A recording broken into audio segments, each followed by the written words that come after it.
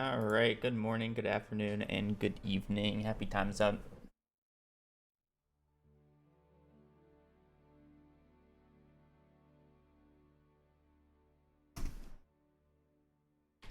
Happy Tuesday.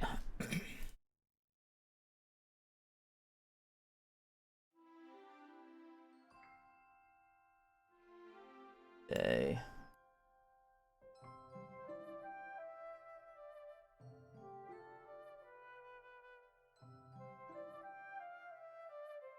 Okay.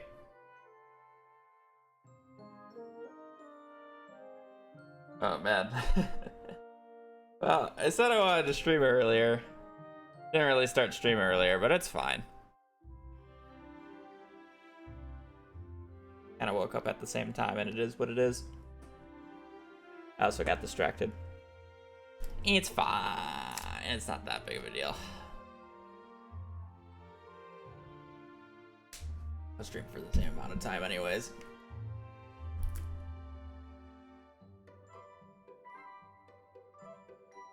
Alright, first things first, I'm gonna run ads on Twitch. We're gonna play... Did I do it last night?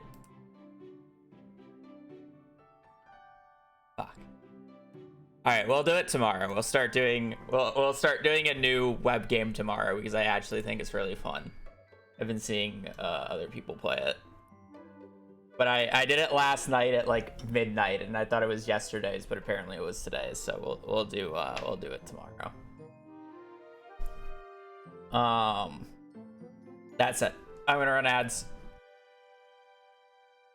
on Twitch and play connections. Which game? Enclosed Horse.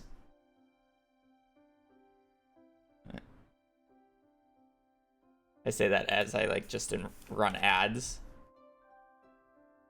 But this is like the new web game that people are playing.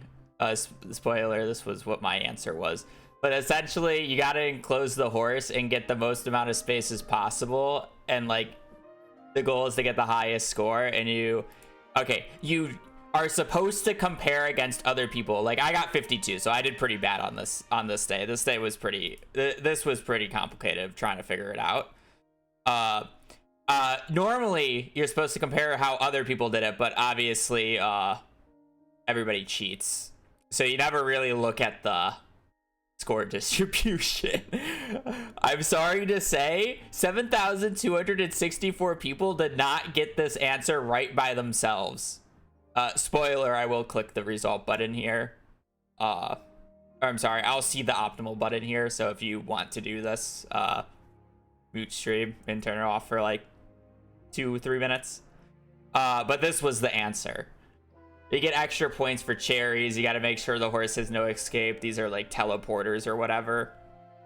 I was trying to make this side work because my first idea was to try to like enclose it all around, and you can't do that. You're missing one. So then I had to figure out a way how to close off one of the teleporters, and I couldn't figure out how to close off this teleporter because I wanted the right hand side. So I went with the left hand side because it was the only one I could actually like figure out right away, or relatively quickly. So yeah, I severely doubt, again, 7,264 people got this right without just going like enclosed horse. Today's date solve, or cheating with like using a private browser or whatever, standard stuff. But enclosed horse is fun. Anyways, connections. Craven.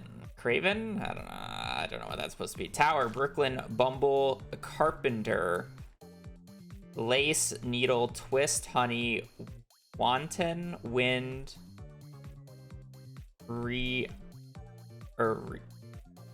Ralto. Desire, Desiree. I don't know if that's supposed to be Desire or Desiree. I think it's Desire. I don't know why Desiree would be a word here. Golden Gate, Weave, Killer. Golden Gate Bridge, Brooklyn Bridge. This just sounds like a name that would be a bridge. Killer Bridge, Carpenter Bridge, Desiree Bridge, Twist Bridge, Bumble Bridge. I think it's just these. These are like the names, one away. Fuck. Is this... Oh, what about Craven? Okay, it was one away with this and not this, so I'm gonna assume this one's wrong. And since I didn't get one away with this, that means this one's also wrong. So these three are our bridges.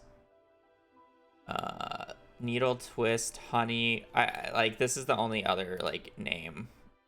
Okay, I don't know what the last bridge is. I wasted 3 guesses immediately because I'm so locked in on this bridge and I don't know what the last bridge is. Golden Gate Bridge, Brooklyn Bridge, Rialto Bridge, and then not a bridge, not a bridge, not a bridge. Honey Bridge, Weave Bridge, Killer Bridge, Lace Bridge, Needle Bridge, Twist Bridge, Bumble Bridge, Carpenter Bridge. I know it makes sense, but do I want to just guess? Twist. Twist, Weave, Needle. These kind of just like go together. I'm down to guess this. Okay, well, I don't care anymore. Intertwine, Wind. Okay, that's fine. Kinds of Bees. Famous bridges. What was the last bridge? Tower Bridge. I don't know what the Tower Bridge is. Kinds of Bees. Bumble, Carpenter, Honey. I was synonyms for anchor for. Okay, stupid purple. Never getting this. I was onto this. Maybe could have gotten this, and then I was onto this. I kind of just did 3 guesses on bridges, and then randomly guessed for yellow. So I was kind of stupid with my guesses, but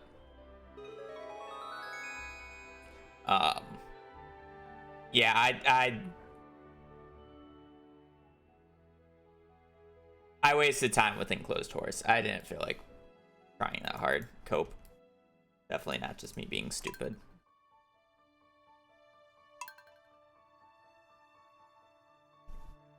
What is Watson has to be a word? I don't know. It sounded like a name of a person, and people like to name bridges after themselves.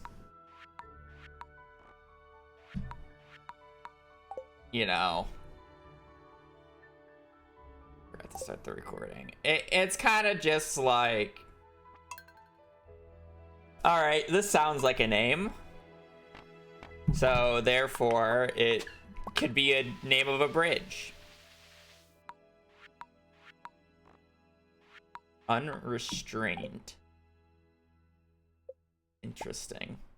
I'll never use the word in public, or not public, in my sentence structure.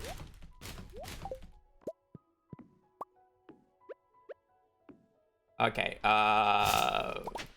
it's a warm-up, it's fine. It doesn't matter how slow that house segment was. I am warming up, and there's a dog hair beneath the thing of my keyboard because I could not move the mouse downwards, even though I was clearly moving the mouse downwards.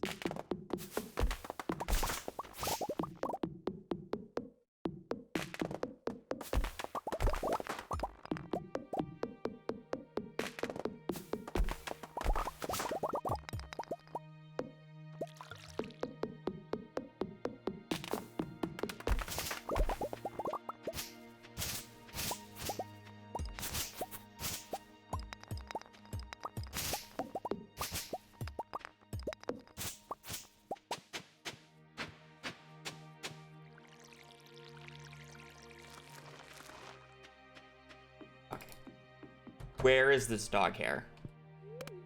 Get off my mouse pad. Get off my mouse. Let me move my mouse properly.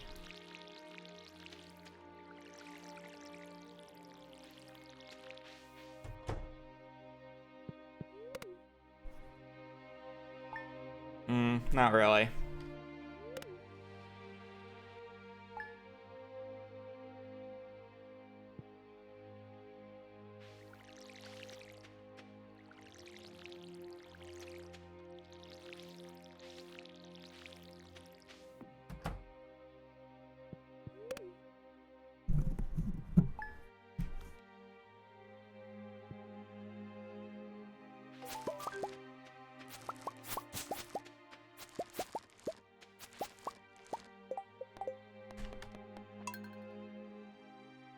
Hello.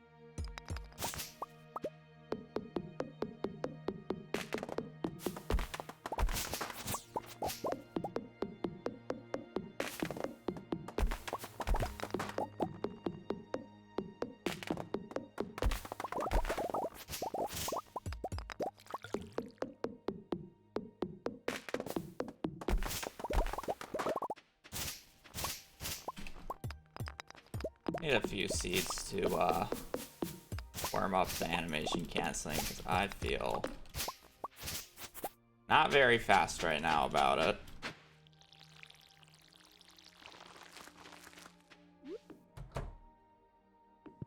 That's fine. Who cares? That's the reason I'm running perfection. I don't need to worry about those things. Doesn't matter if I lose a little bit of time to animation canceling. It's 16 hours long.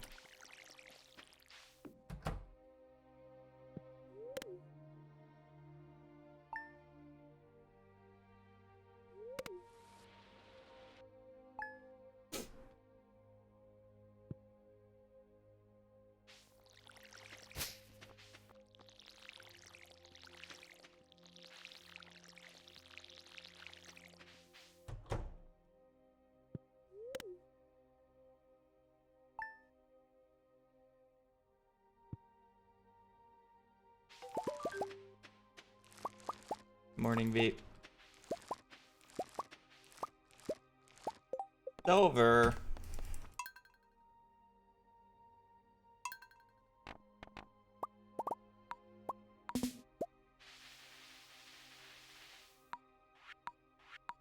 Same hairstyle twice in a row, huh? Pretending to be? Yeah.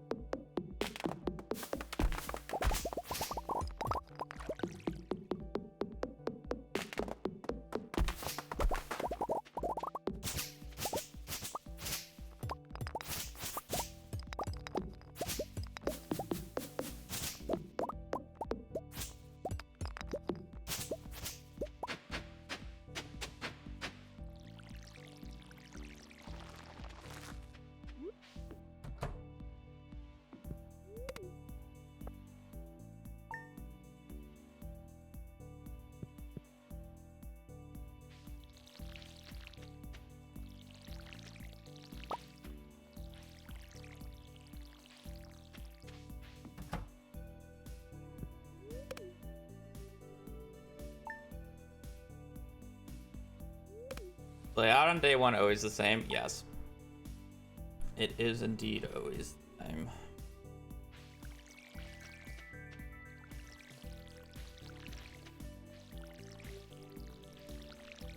There's always these 15 spots.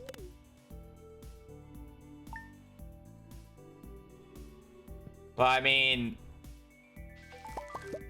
it's not necessary. It's these 15 spots on Legacy RNG. You could technically do the same thing on non-Legacy. It would just be different spots, maybe. It just have to use different predictions. Oh, you mean stone and debris? No. Debris is random. Trees are less random. There can just be a random tree spawn compared to normal. But the trees themselves are always the same trees. They're just at different growth stages, or at least of the ones I chopped down, there are 3 of them that can be at different growth stages. If that makes sense.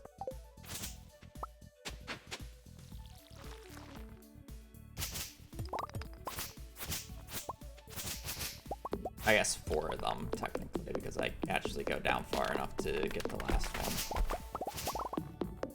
Like, these 4 trees that you see me chop right here are always fully grown. And then the 4, like, smaller trees that I cite on the way down on this given run, those have a random chance of either being the small sizable ones, or there's a chance that they grew up during the day, the day transition, the quote-unquote day transition of the game starting. Oh, I forgot to hoe this.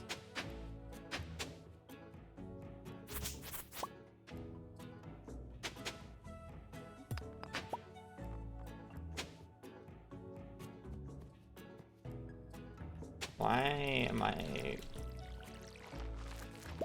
unlocked?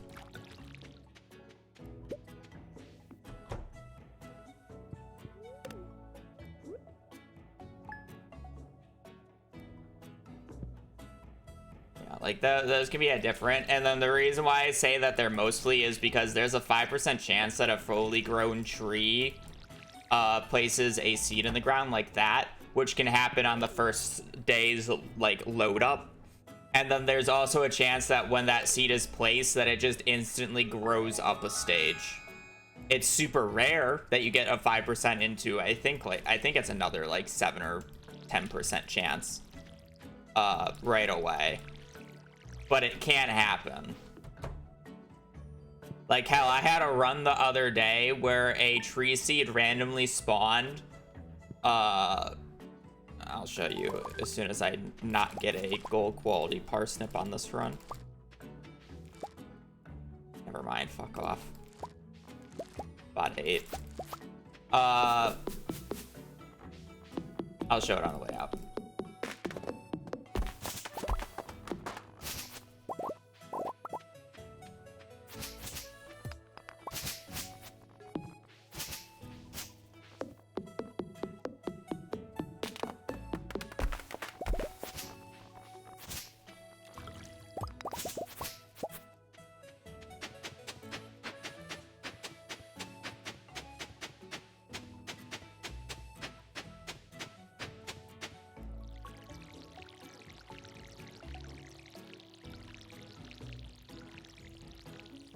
I had a run yesterday where I had a fully grown tree by the 5th of spring here.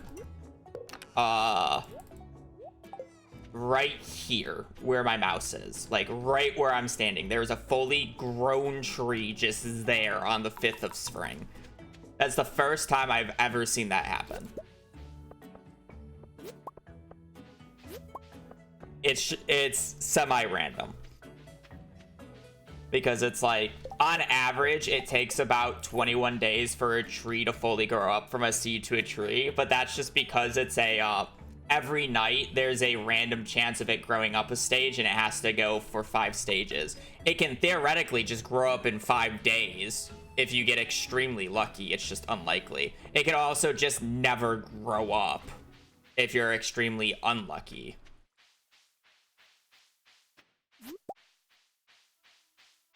Trees are weird.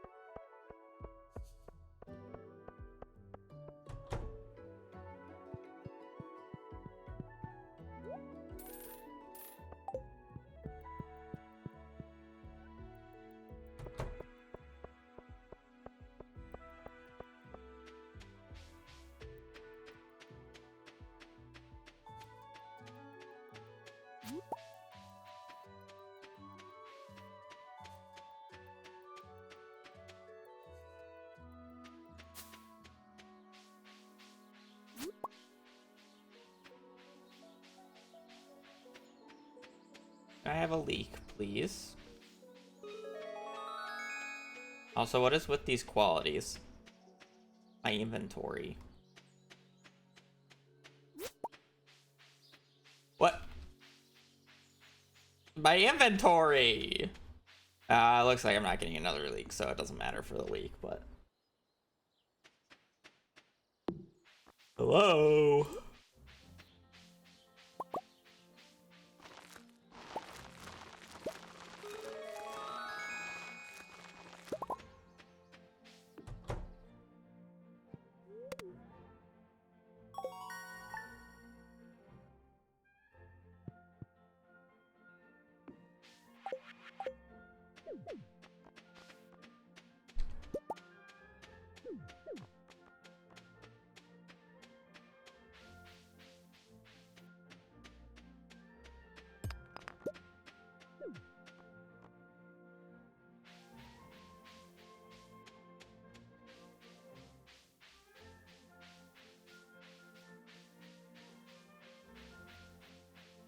We'll be fine on 4. It's just annoying that I have a gold leek, a gold horseradish, and a silver quality dandelion.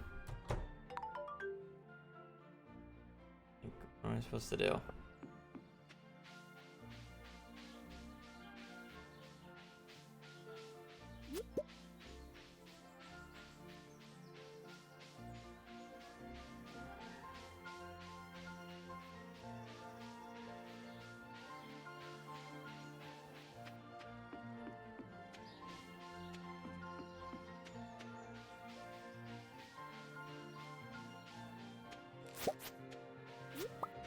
I was prepared to get 2 different quality spring onions right there, I'm not gonna lie.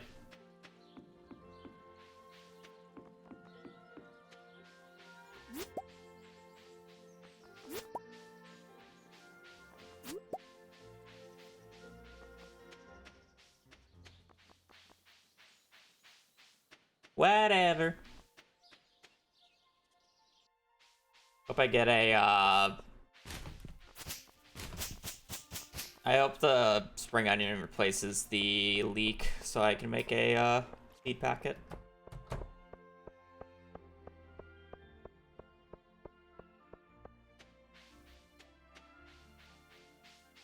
That'd be nice.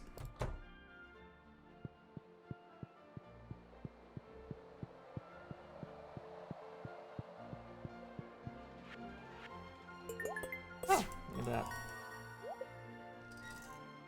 Oh, I don't have inventory. I almost did the thing I did yesterday. Oh, it doesn't matter. Rip inventory run. Alright, I got a bathroom. Be right back.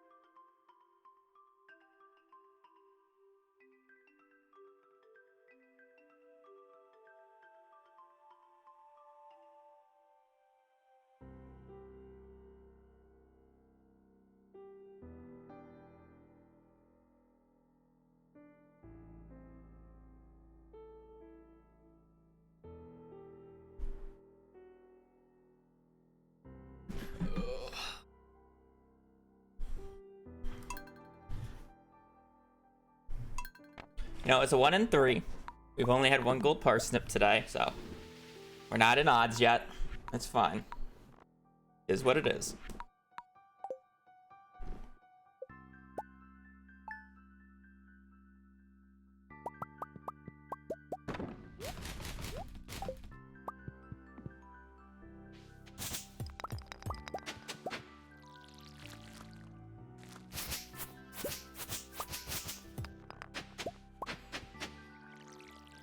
Yeah, I'm trying to PB.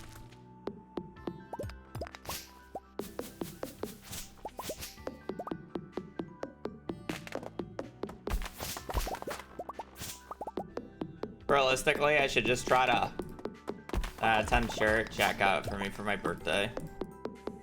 And I haven't done laundry in a while. I normally don't wear it because it's kind of it's definitely a shirt of all time.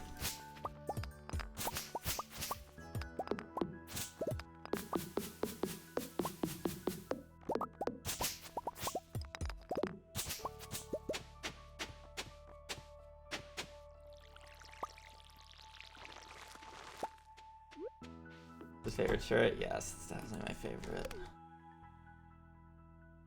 Oh, my favorite shirt is the I support cat girl research. That's the best shirt.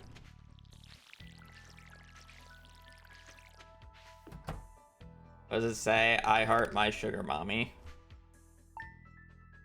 That's my sugar mommy.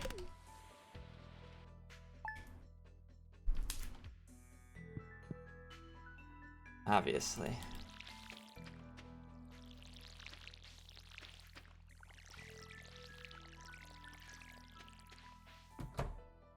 Don't say that again. Am I wrong? Am I on TikTok? I'd rather be killed than be on TikTok. I say that like I use a better platform, which is YouTube Shorts, when in reality, YouTube Shorts and TikTok are the exact same thing. But you know what? I can say I'll never make a TikTok account, and I will never, and I never plan on to, or I have not, and I would never plan on to. Those were the words that I was trying to use. Both can be arranged. I'm very well aware. But yeah, I'm good. No, I'm not on TikTok. Only two platforms I basically ever plan on streaming on is YouTube and Twitch.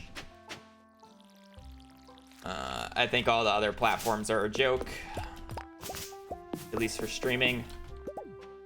You can argue for content-wise, TikTok and YouTube Shorts are essentially the same thing, and you should realistically be posting to both, but I don't post to YouTube Shorts, so I don't really have TikToks to post. And then, yeah. Kick streaming, Omega lol. Let's just promote gambling for fun. And then, every other live streaming service is a joke, so.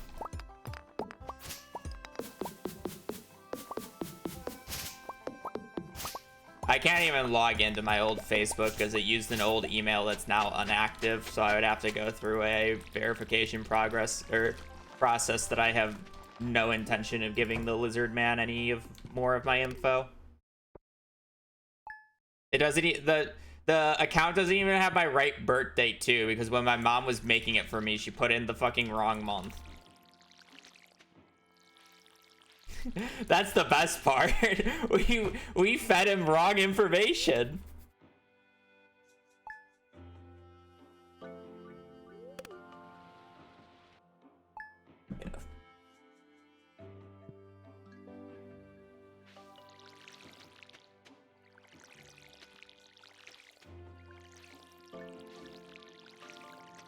I should add a caveat to not streaming on any services. I would never, on my own accord, stream on those platforms. But if they, you know, gave me the bag that would last me the rest of my life, I'm not gonna say no to the bag. Sorry to say, chat. I won't say no to a bag for streaming on a different service. I will say no to Raid Shadow Legends every single time, but I feel like ad sponsorships are different than your primary streaming platform. But a site like that would never give me the bag because of how outspoken I am about, you know, hating the website and the fact that it's basically just a plug to get gambling sponsorships.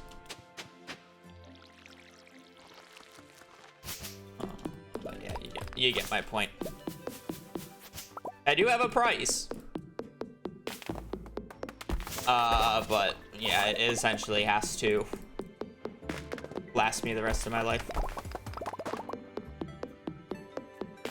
Would I sell out? Oh, hell yeah, I would sell out.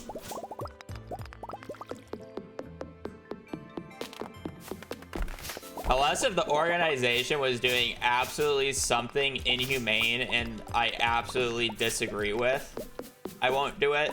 Like, gambling's bad, but just because I'm streaming on the platform doesn't mean I'm promoting gambling necessarily. Now, if part of the deal was you have to gamble on stream, I wouldn't do it. That's different than like streaming on Kick or streaming on TikTok or streaming on Facebook, you know, to me.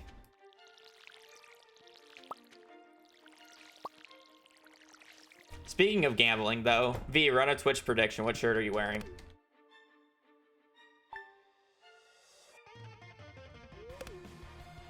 Gamble, gamble, gamble.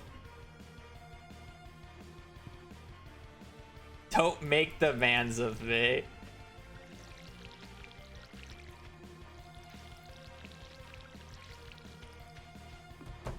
Gamble time.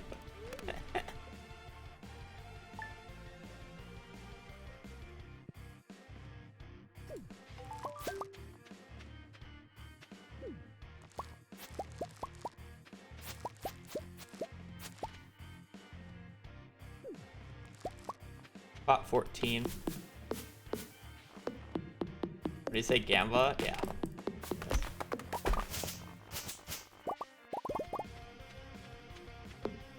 I like innocent gambling with fake internet points, but I don't real life gamble whatsoever. I wouldn't do sports bets. I wouldn't do any of this stuff. The closest that I get to like gambling, and it's not even my own money, is my dad for Christmas does, you know, the little scratchers. He gets that for like the stocking stuffer. It's just like a tradition. It's pointless fun, but hey, it's like whatever. We had 2 big winners the past few years though. When I say big, I mean like they made their money back for the, I want to say like each person gets like $40 or $50 worth of scratchers.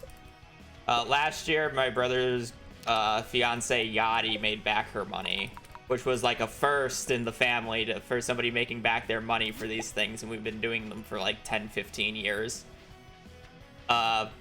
And then grandma this year, I think, got like $90 from the crossword scratchers, which was crazy. I didn't do bad this year. I didn't make my money back, but I was almost even. I had like, on the $2 tickets, I had like 2 15ers. Which made money.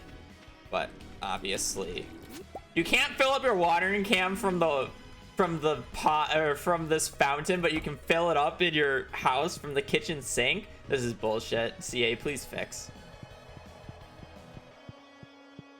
Also, Sarah, thank you for the 3 months of Prime. Thank you for the Bezos bucks. I hope you have had a good day so far.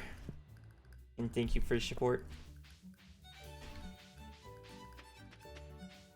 I have 1 of each. Am I supposed to sell? What am I supposed to sell here? I mean, if I want exact, I sell. I don't know if that's right, though. What if you had max luck scratchers and infinite money hack? Yeah.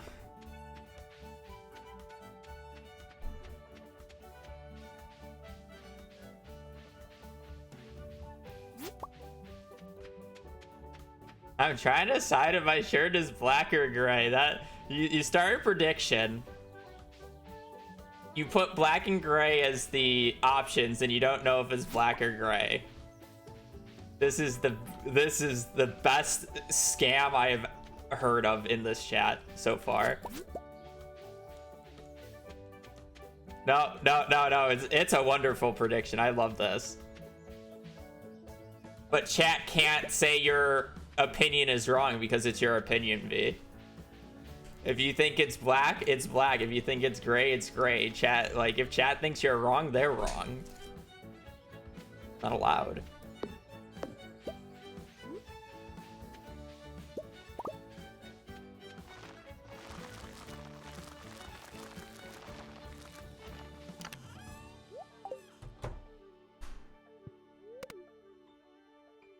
No. Books never work out. Well, yesterday's stream, like, none of the runs just worked out because of skill issue. Yesterday, I was not focused whatsoever.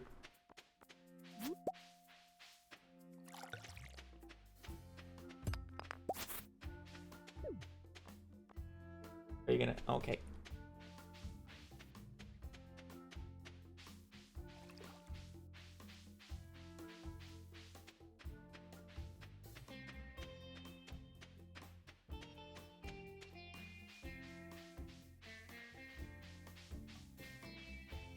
Those are my pillows, Missy.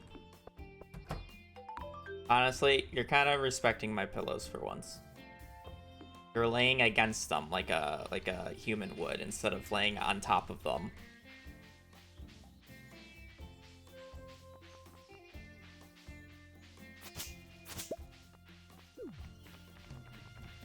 Bro. Have you even eaten your breakfast yet?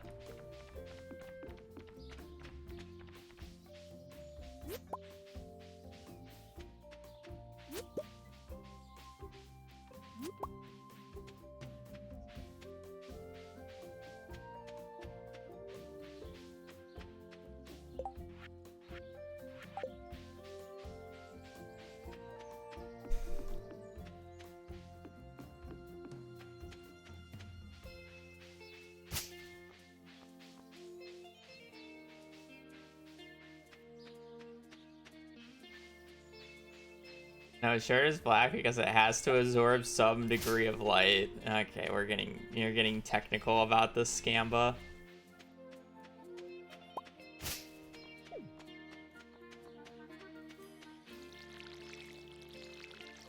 How about we just ask Hazel? Hazel, is it black or gray?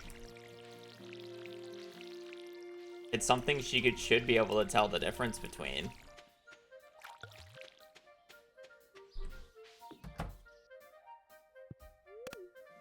Wow, I didn't even want Hazel's input. I see how it is.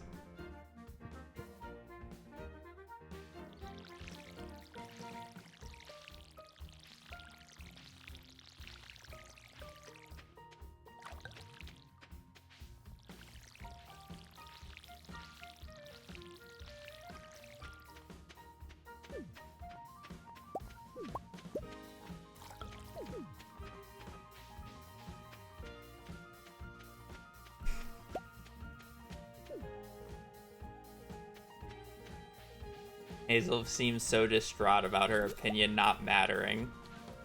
Oh, I know. How dare they? Oh, my baby. Oh, I can't say words like that without giving you love, can I?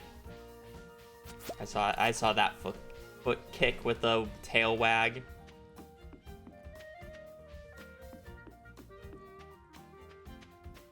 Hey, my baby.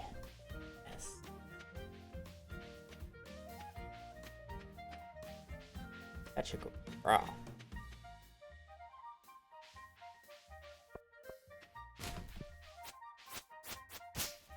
Alright, I have to have the mouse like right next to the character. I can't have it like... That's weird.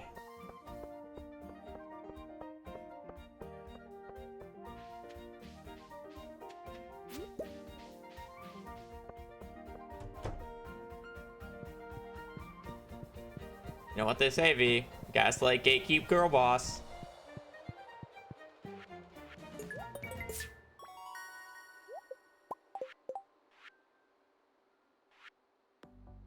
Green bean, cauliflower, potato.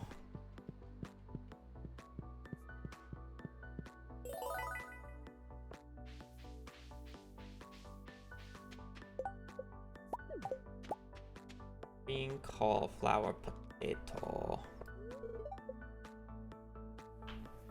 We do have a run. Unfortunately, we're kind of a little bit behind, even though it says we got a green split. I just don't want to undo the split and have the auto splitter have a chance of breaking. We are down like a minute because of not getting the spring onions right away, but we have rare crops, so I care less.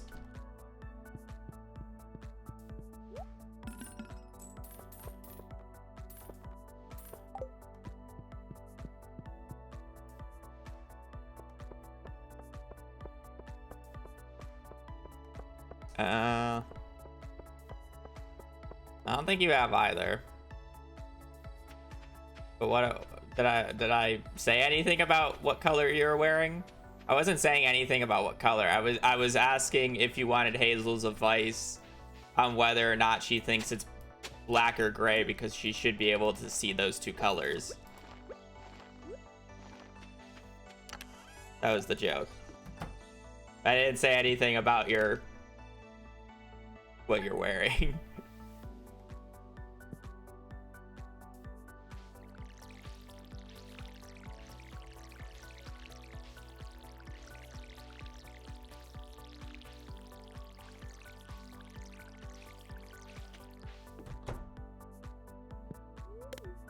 Just been influenced.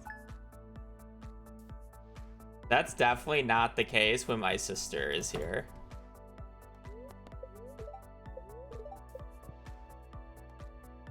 I'm not the one who has bought Hazel little spoiled sweaters that she'll wear on colder days.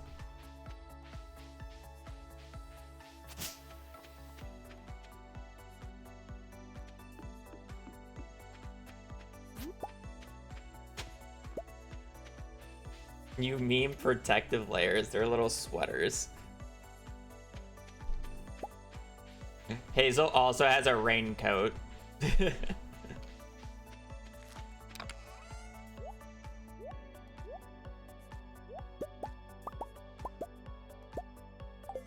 Oh.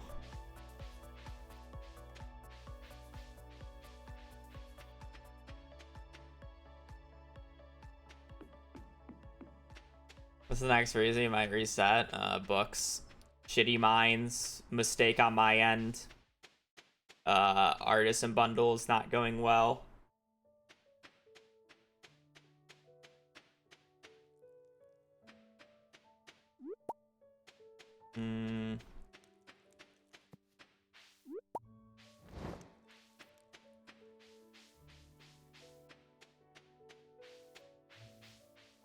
Forgetting an item.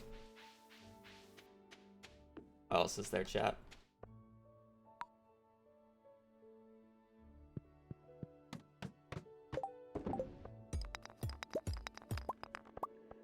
Probably forgetting a few things.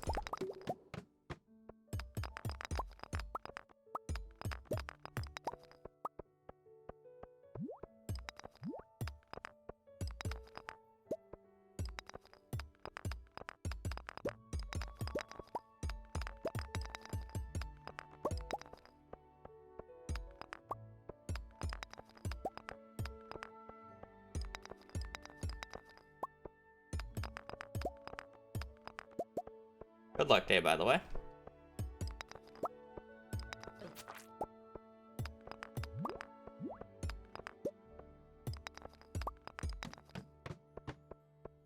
Oh, bullshit.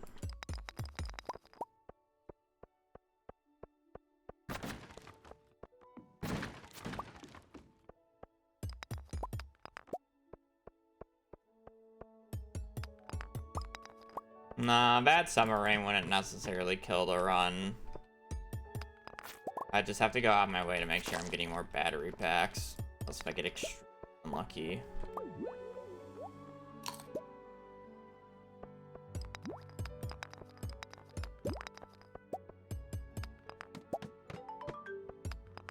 I can narrow down the RNG for summer rain over the course of 4 years.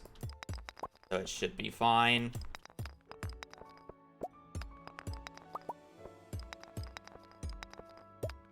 Even if my rain's shit.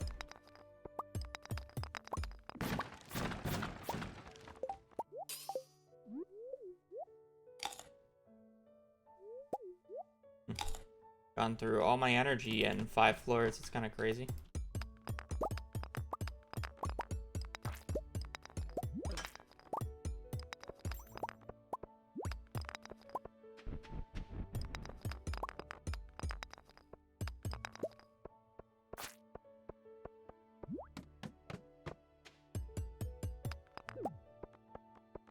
Probably just eat the carrots.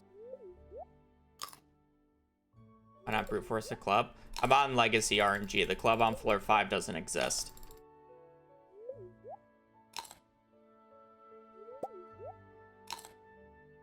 It doesn't even exist on the 5th. It's only on non-Legacy RNG that it exists.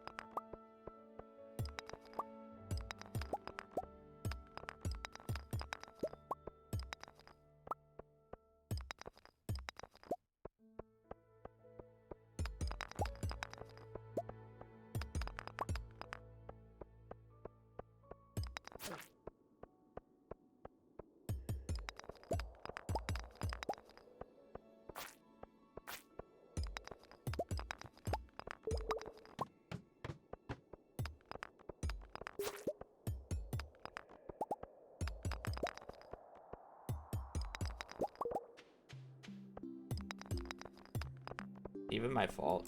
Like, I feel like I haven't even, like...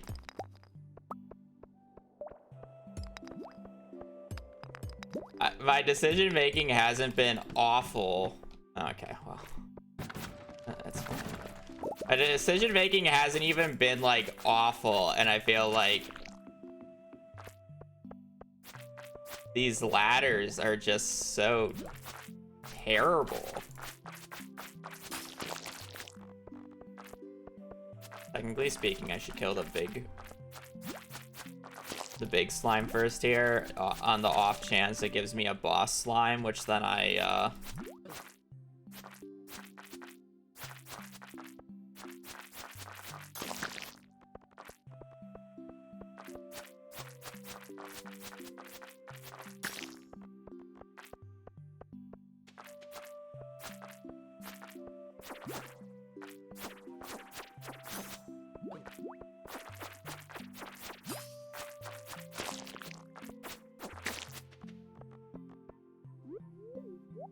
kill the big slime on the off chance that it spawns a boss slime, which then I can possibly get a club from. Theoretically, that's optimal, but I was already going clockwise instead of counterclockwise, so...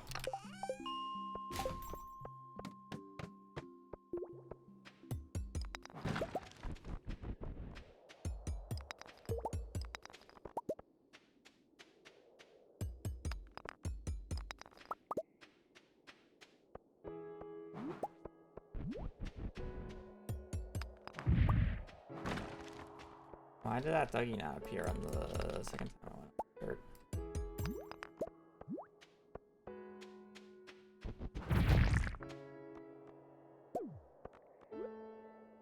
I can't eat that. I'd rather have that. Yeah, Themer's nice. It does fall off, and it means I won't get magnet rings, so I'm like, it's good, but it's bad, you know? I'm just gonna drop it. Okay. I don't have enough for it to matter. I guess technically I would probably get more quartz than a earth crystal, so I should have tossed the earth crystal over the quartz, but it ended up not mattering, so it's fine.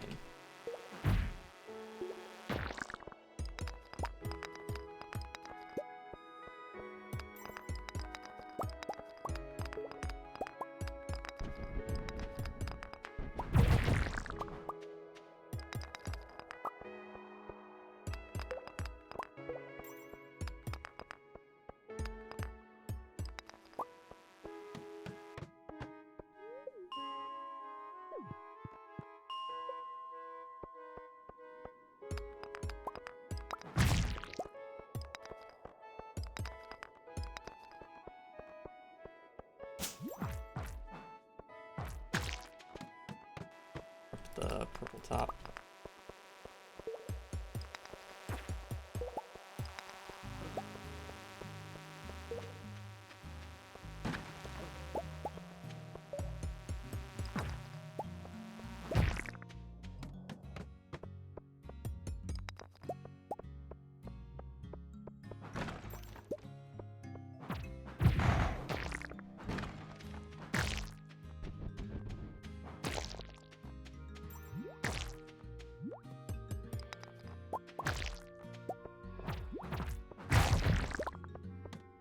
There's no reason not to kill most of those enemies because there's a random chance that they're a boss enemy and can give me a magnet ring or a club, which would be a pretty big deal. So that's why I'm like somewhat aggressively killing them even though I had a ladder. Why are you staring at me?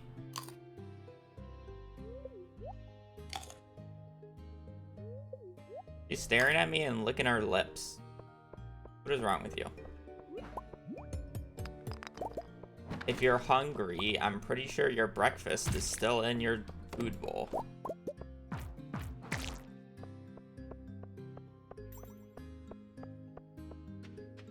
I just want a PB. Realistically, I probably am just... I might not get a PB by the time frame that I'm kind of looking at.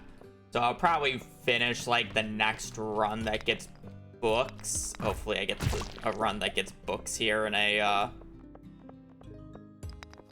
low amount of time. Because first off, Terraria update 27th.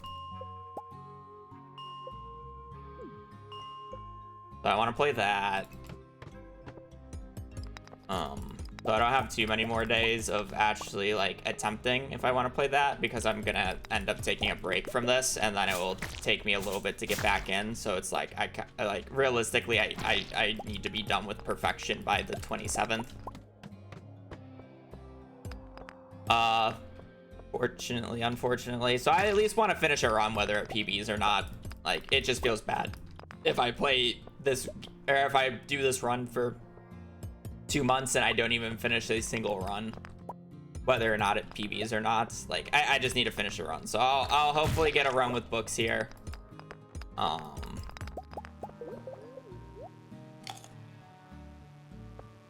You know, finish it whether it's good or not. It's kind of like whatever. I'm kind of in like the spot where I'm just basically going to start playing anything I get. Move on to Terraria, probably do the Skyblock seed, the new Skyblock seed, maybe check out the new hardest difficulty seed. I don't know how much I'll actually play of that seed. Depends on how much I actually enjoy it and whatnot. And then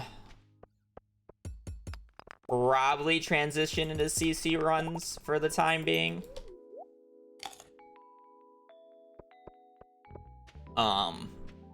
I am still... I see. What I want to do is after Terraria, I don't know how long Terraria will last. Terraria might last just until like mid-offs are announced. Like I want to still see if I can get into mid-offs and whatnot. I don't know what's going on there. But if not, the plan is to do a mixture of essentially community center speedruns, and when I don't have time to do any more community center speedruns or just am done for the day with community center speedruns, I'll play some MCSR ranked. Is essentially the game plan. But again, I don't really want to play ranked until after mid-offs is announced, because again, if I get in, I don't really want to play yet until, you know. Yeah, I don't, yeah. I want to be coached by my coach, not just playing it myself.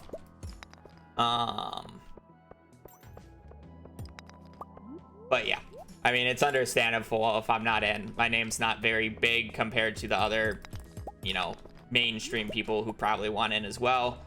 And then at the same time, realistically, I am a speedrunner, so speedrunning is kind of my forte. So just moving to Minecraft speedrunning will probably be way too potent, especially since I've already played a little bit before. What's mid-offs? Essentially, Tubbo hosts, Tubbo hosts a tournament where he invites a bunch of newcomers to Minecraft, or just Minecraft speedrunning in general, and he gets a bunch of the better players, like, you know, the pros, to basically coach these players for 2 weeks, and then it goes into a double elimination like bracket to see who wins in a tournament. It's just like a fun like a week or a few week thing. I don't need that. Oh, it's already 10. Oh, that's an ancient seed though. See, this is why you still kill these things. So I think it would be really cool to participate in mid-offs, but again, am I coaching hacks though? If he gets into Stardew Valley speedrunning, I would be 100% down, but let him play the game for the first time at the very least, you know? You only get that experience once. It is 11 p.m. and I'm on 31. This pace is ass. I have copper at least, so it's not as bad as it could be, but I am not a fan. Or quartz, yeah, but they're worth it.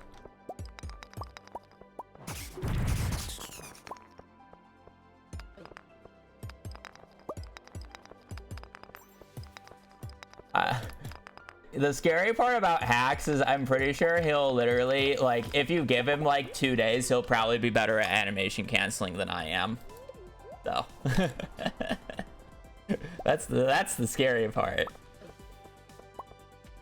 Because we realistically haven't had a mechanical like beast play Stardew Valley speedrunning since Zanji. And Zanji didn't really speedrun, he just did challenge runs. Okay, where the fuck is this ladder?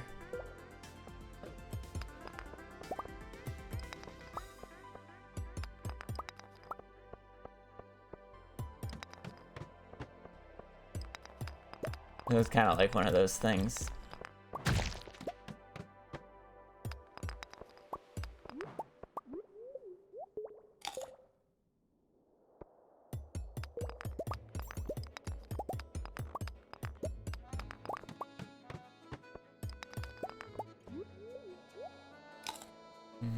Apparently I'm only going 35, which basically means I should reset, but I'm not, because I would like to finish a run.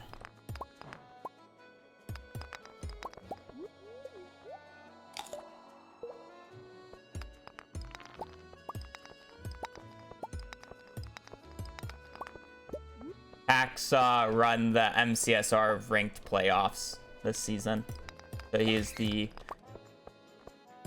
currently the best MCSR player, or ranked player specifically. Though it's not by a large margin, let's be real. A lot of the games were really close. Really just whoever has the best day. Everybody's good at different skills.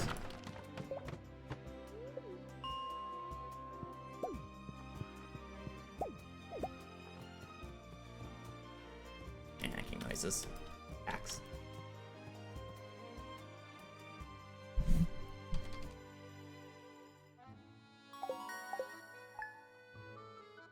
Do we need left side? I think we'll be fine on money. We haven't even gotten through day 2 yet, so I can't like 100% now.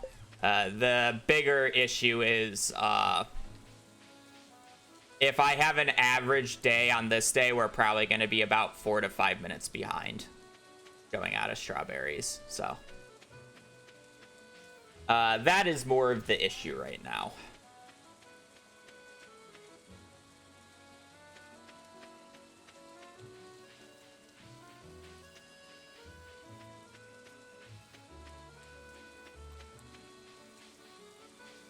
My skill? Consistency. Whether it's being consistent or consistently inconsistent.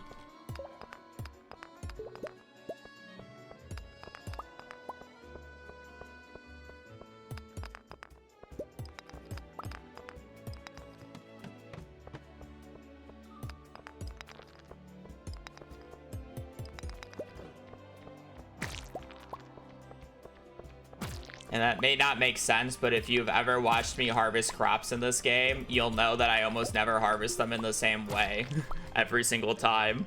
So I'm consistently inconsistent at harvesting my crops. Because when this run makes it to summer, just watch how I harvest the blueberries all 4 times. And it'll make more sense.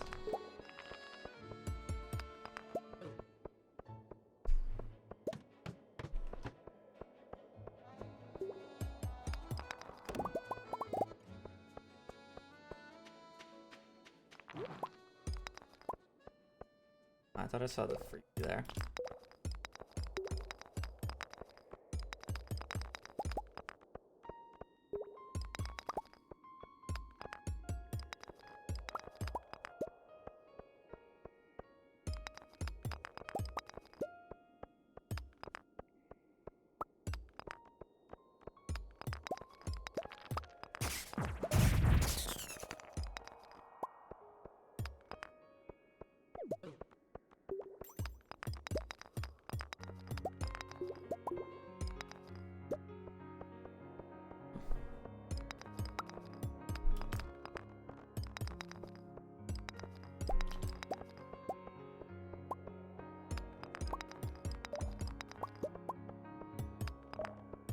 To be fair, I didn't check what the luck was.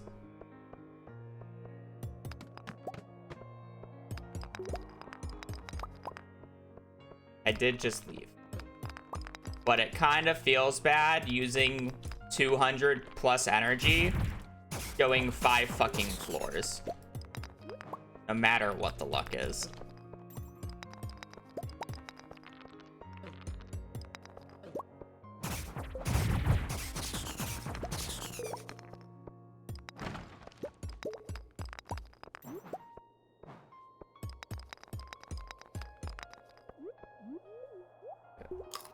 I'm sorry to say, but as I said earlier, like, I'm trying to continue runs, but this just might be a reset. Like, this is, like, straight up unplayable. Like, I will legit be, like, 5 to 6 minutes behind. Yeah, no, I'm done with that. Like that's unplayable mines. Like, if I had some bad mines since running this again, and I would say that is like the worst of the mines I've ever had while running this category.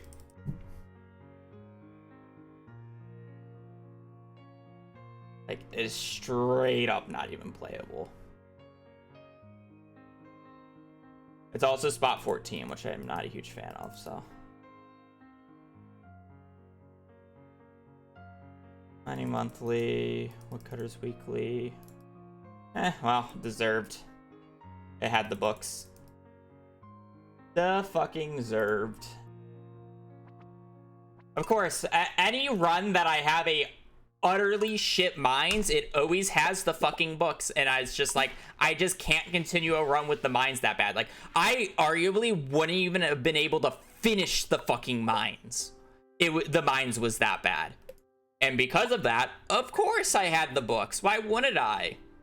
I didn't bother looking at the enchants though, so maybe the enchants were bad, but definitely my fault. My fault going on a good luck day for the first day and not even being able to make it to 40 with fucking 50 parsnips. Actually a fucking embarrassment. The speedrunning that you can't make it to 40 in a single day with infinite food essentially.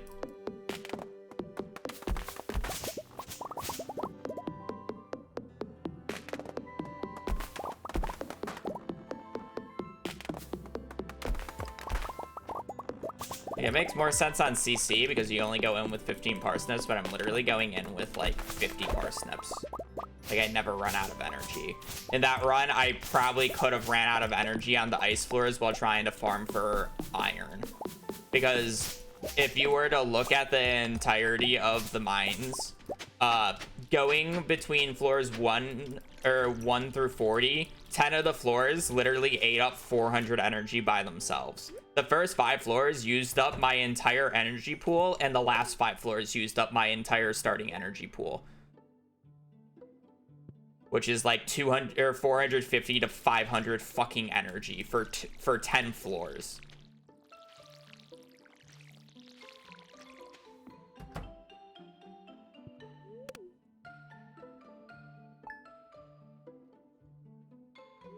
Disgusting.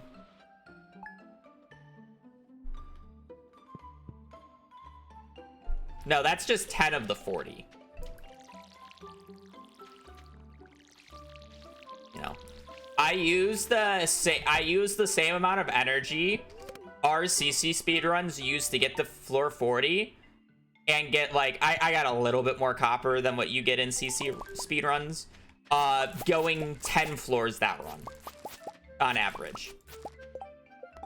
I used more energy going 10 floors of that last run than I do in the entirety of the CC run. And we go the same amount of floors.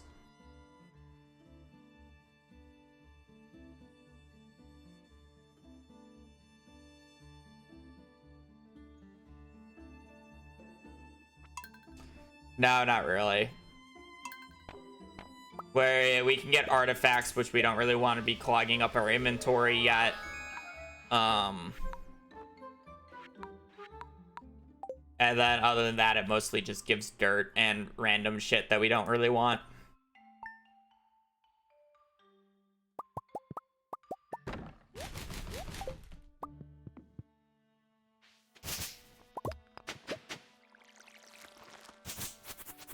What do you think for the Prime? Upper Tuesday's going well, and thank you for support. I appreciate you.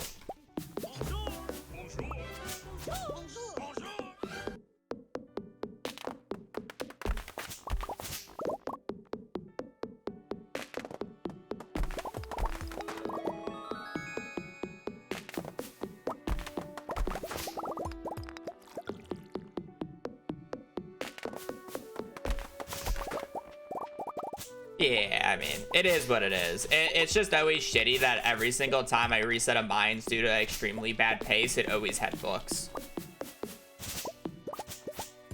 And now I'm gonna be doing runs for the next like 2 to 3 hours, and we're either not going to get a run out of community center, or we're just gonna get a run with completely dog awful books, so it wouldn't matter. It's kind of just. We got our one run today. This character looks like if a Smurf and Waldo had a fucking baby.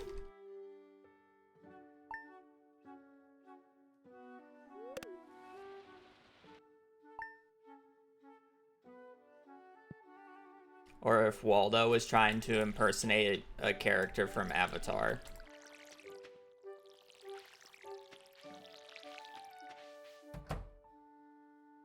I guess that one would probably make more sense than saying a Smurf, but...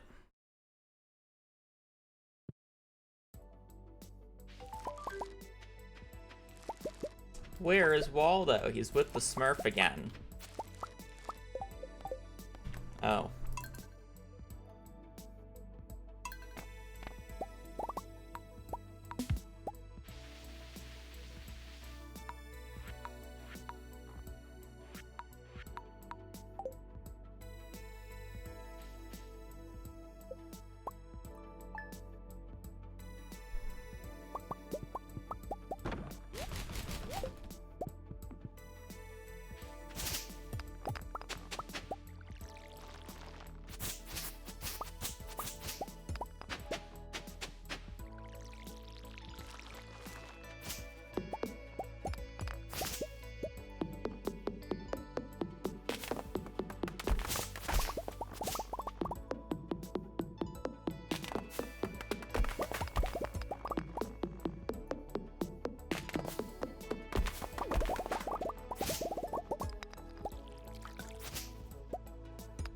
That's the right hotkey, please.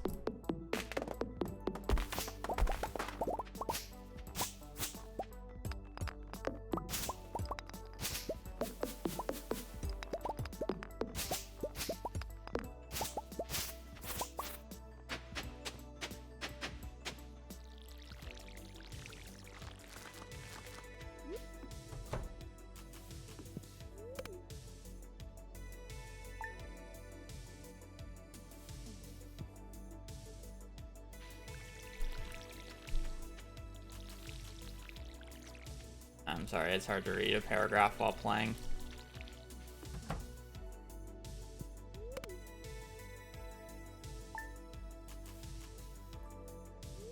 No. I'll be too tilted to play the game if I'm continuing a run that I'm done with mentally. and then I'll just get even worse.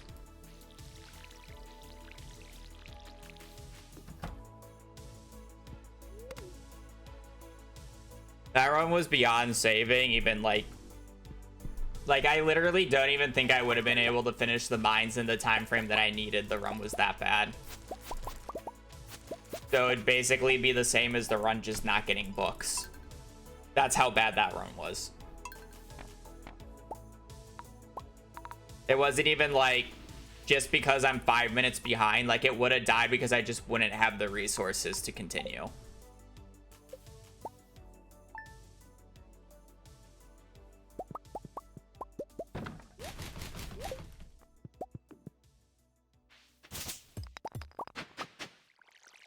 Because you gotta keep in mind, I still need to get floor 40 because I didn't even reach floor 40 yet. I still needed to get 120 iron. I still needed to get another 25 copper ore.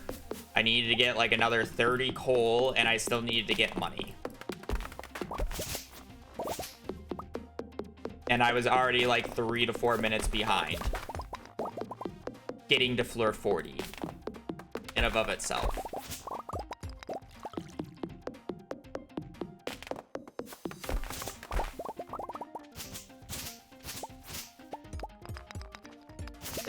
It just wasn't playable.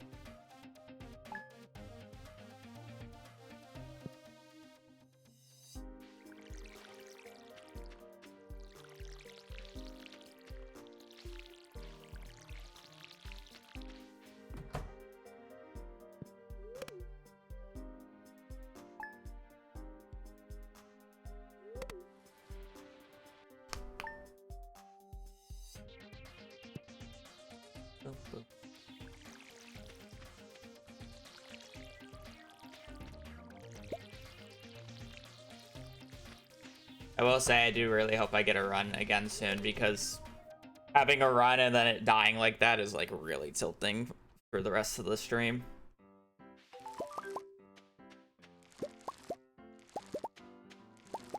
It's so bad. It's when it's not even like your fault like that, and it's just so abhorrent. What am I supposed to do? It wasn't even like one of those things where I'm like completely unfocused and it's like my fault because I'm, you know, being a dumbass. It's like, it's not like I was playing awful. I'm not gonna say I played it perfectly, because it's like I was a little late to, or I was a little bad in the ordering in the morning, but it's like having an extra 20-30 in-game minutes wouldn't matter with how bad that run was. Like, if I got to floor 39 and passed out with, like, and the ladder was right in front of me, then it's like, that would have been more my fault, because it's like, I wasted time in the morning, but it's like, I hardly even reached floor 35.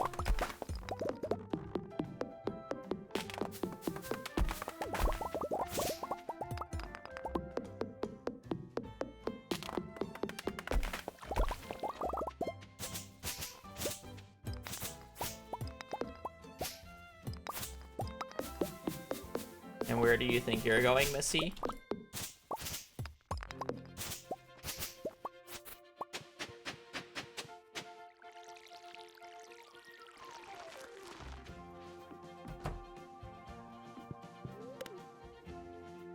I'm not helping you there.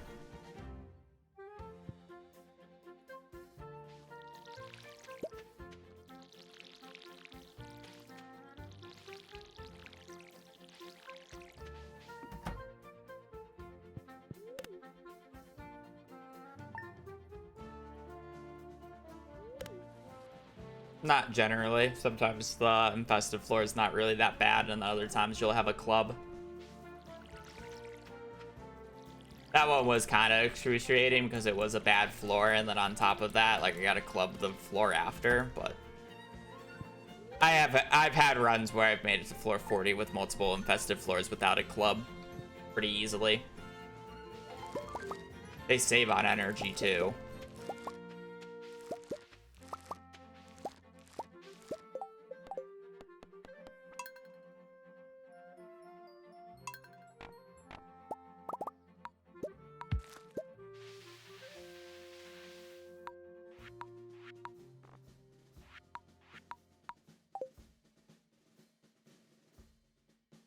What are you doing?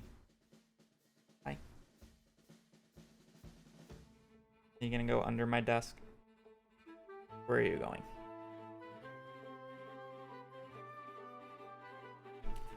What? What? I'm really let you out on the balcony. Did I say the B word? Huh.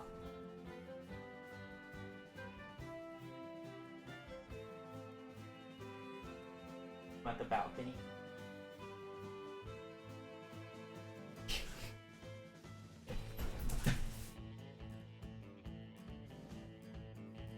Hey.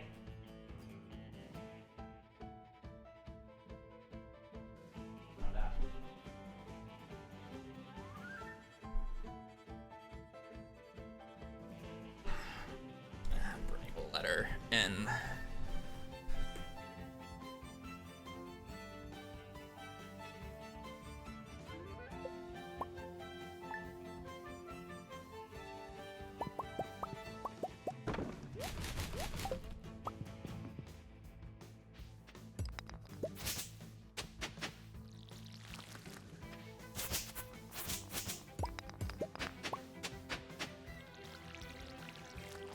I'd like to get back soon. Been gone long enough.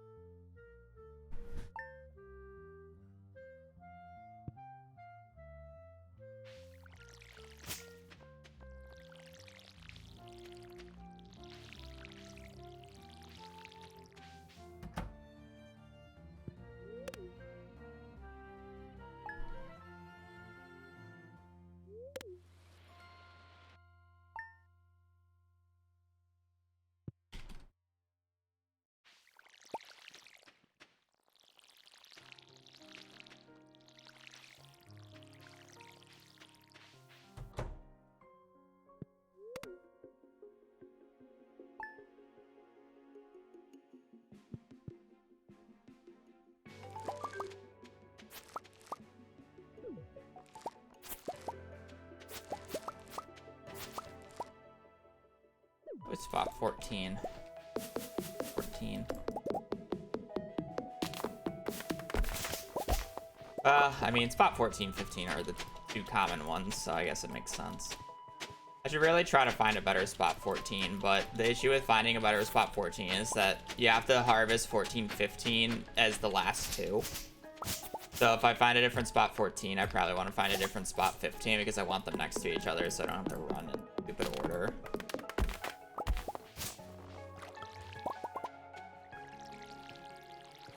But yeah, I'm not a huge fan of spot 14.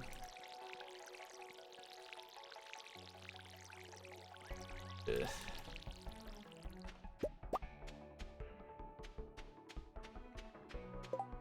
The dates of the books aren't the best.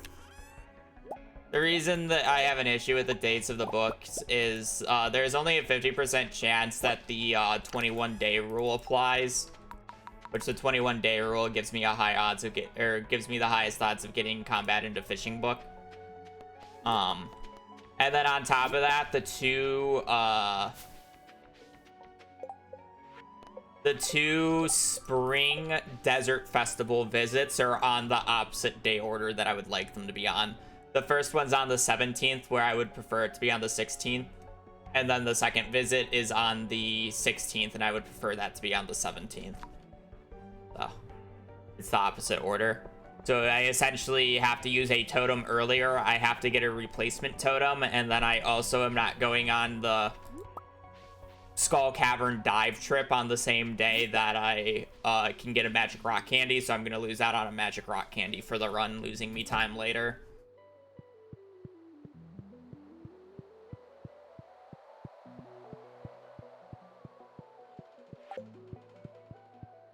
And that's the issue with it. It's actually not late books because it's year 2 books, which is ideal. But yeah.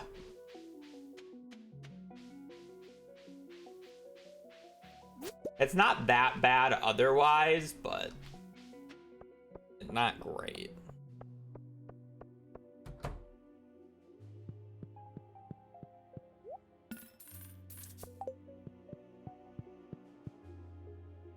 Like, if I'm willing to part with those few time losses, it's like, whatever, but...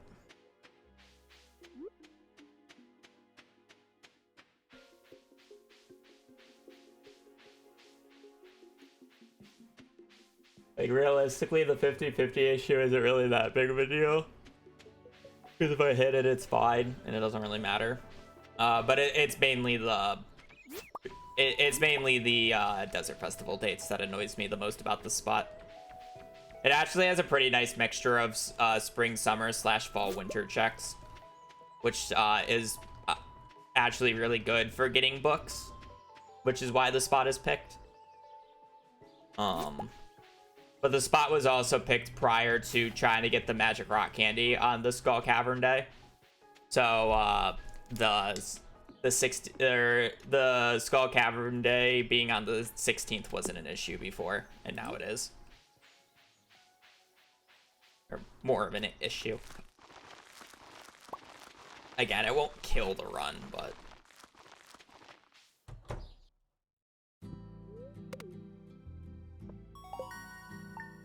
There's also a chance, like, I just don't need to go get the book, or check the book on the date. Like, let's say I just am guaranteed the books. Because it's like, that will be the last book date that I check on the 16th of spring, year 2, or year 3. So theoretically, if I already have all the books, I won't need it. So I can get the Magic Rock Candy still, but then I have to get the books prior to the date, which, you know how books are. Happens, but doesn't. Oh my god. Which is another reason why it's, like, fine.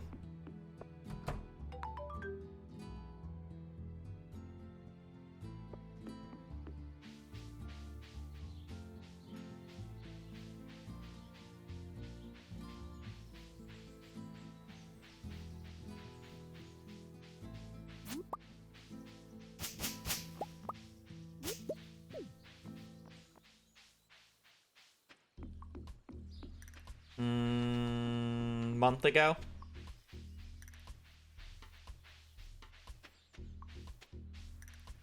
Month sounds about right.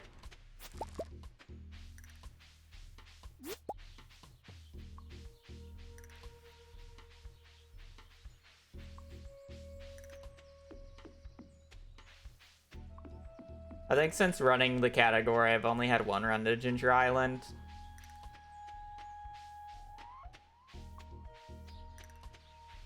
And all the other runs that had books have either died to Artisan bundle and Fruit Cave not providing, and or they died in the run, or died in the mines for the most part. I think there's probably 1 or 2 exceptions, but that's unfortunate. I have been getting the books though. There was one that died to enchantments, I think, as well. You can't predict enchantments with gold parsnips anymore. That was changed.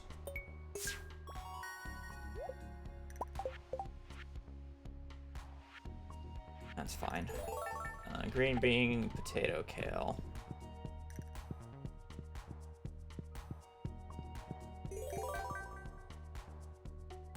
I could have made that, but I was paranoid that I was gonna get soft locked.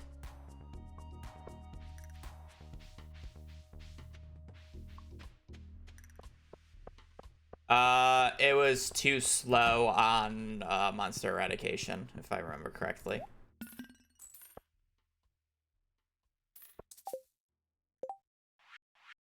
Oh no, it was kale, not cauliflower.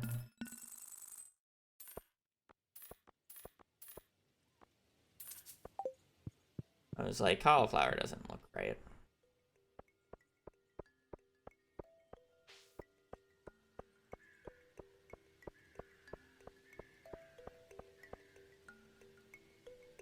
Normal bundle. I'm pretty sure it was garden bundle. Somebody can rewind and double check, but I'm pretty sure it said garden bundle.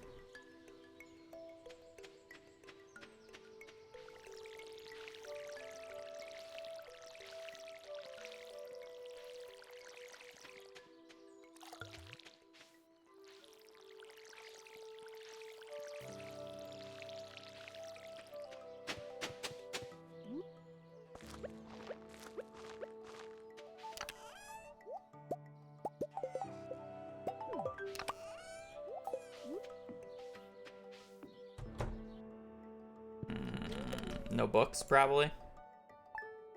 Yeah, no books yesterday. Well, no, yesterday was me just being idiotic and not having any focus whatsoever. But the answer is just no books.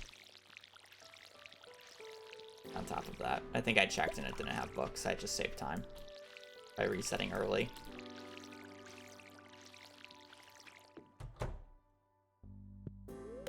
I mean, it used to be that way at 1.5 for the books with enchantments, but it's not anymore, so...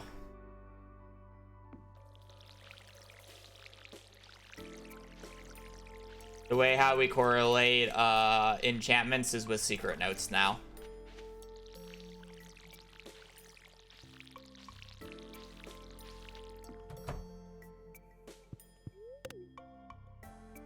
Was garden bundle? Yeah, I genuinely am good at spotting that.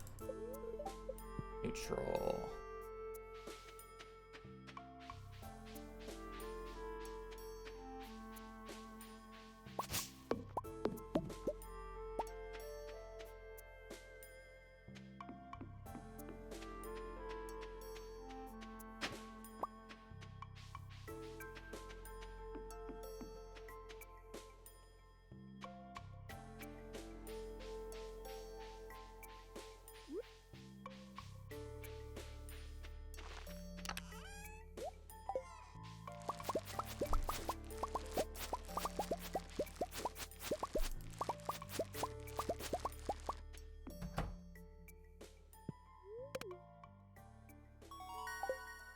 Probably should have gone on a neutral, but being picky, I guess. Oh, fuck me, I guess.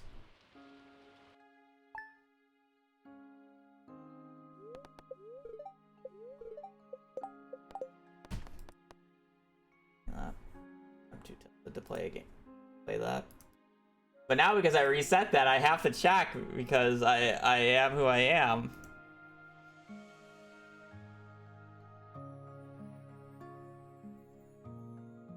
Traveling cart.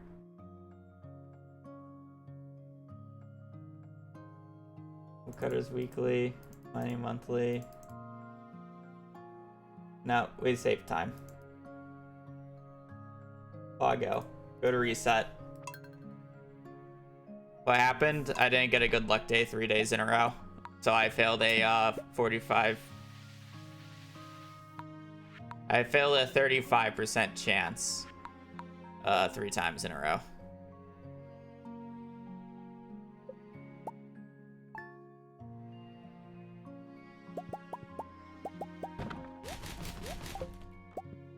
I should have just taken the neutral on the 9th, but I was being greedy because I didn't have rare crops.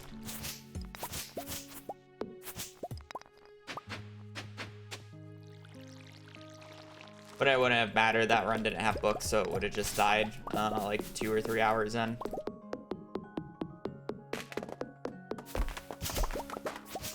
Yeah, you can put it like that. That would have been nice to play the run, but...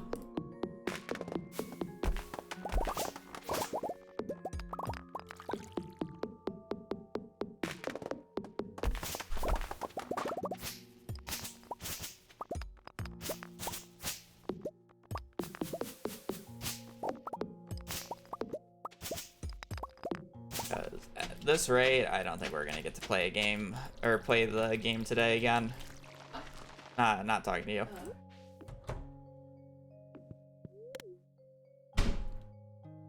Saying that I got 2 garden bundles already and I've reset both of them in the mines. So my mental is beyond destroyed for basically today, as well as I've probably used up all my garden bundle luck so far, so.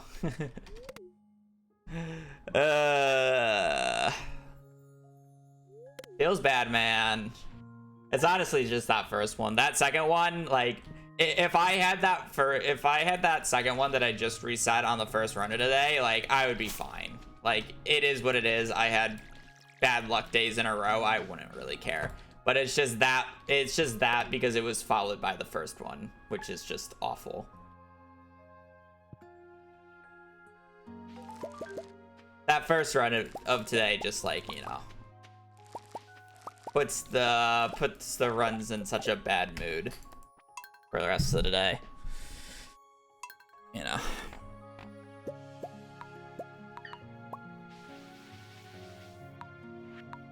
That's more of the issue. Is what it is. Just gotta keep saying that to myself, and hopefully it fixes itself. But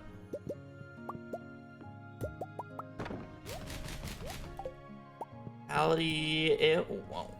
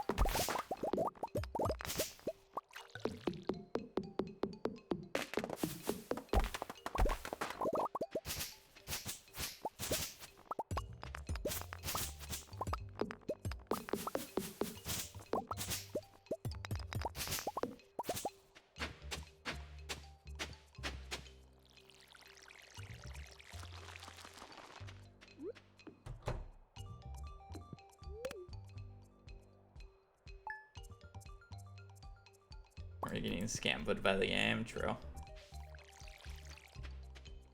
I just need to identify when I'm having a really shit mines run to just brute force it next time so I know I have books. That's what I need to identify. Because it's always consistent. Reset in the mines, reset in a really shit mine spot, have books. It's happened every time.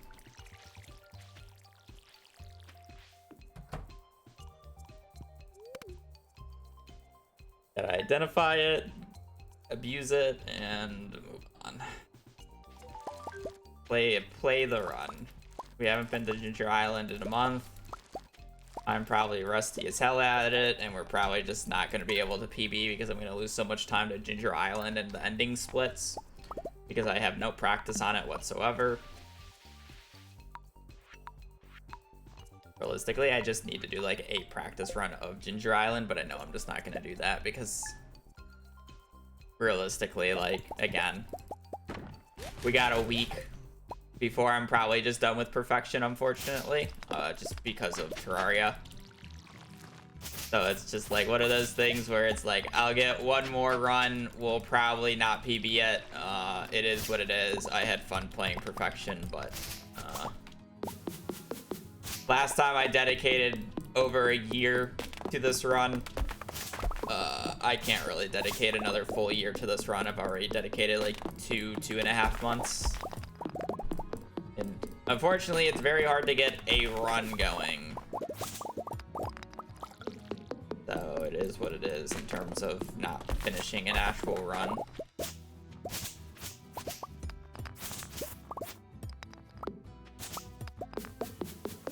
No passion. Yeah, definitely no passion, and more that I want to do other things, and I'm completely fine with the fact that I was doing perfection because I enjoy it. Oh, I ran out of energy. Rather than trying to get it like a completely new competitive time.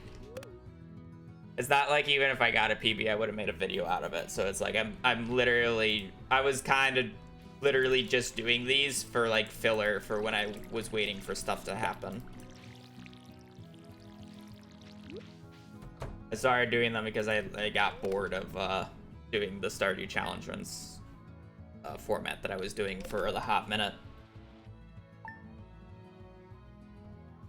I want to speedrun again.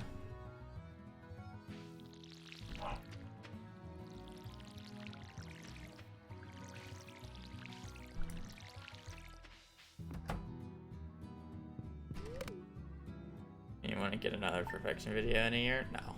Even if I PB'd now, I want to do it. The route hasn't changed enough for it to justify one.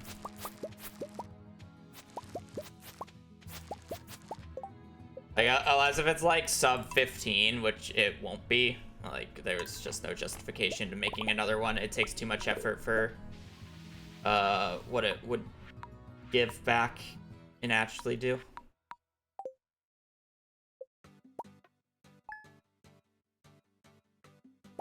Like, realistically, if I PB in community center, I won't even post it. Like, the only way that I would post the community center video if I PB'd in it is if it was sub 2 hours, because it's like the next major milestone. I don't think I would post a CC video until I got under 2 hours again. And it's not just because it's like I just posted a CC video.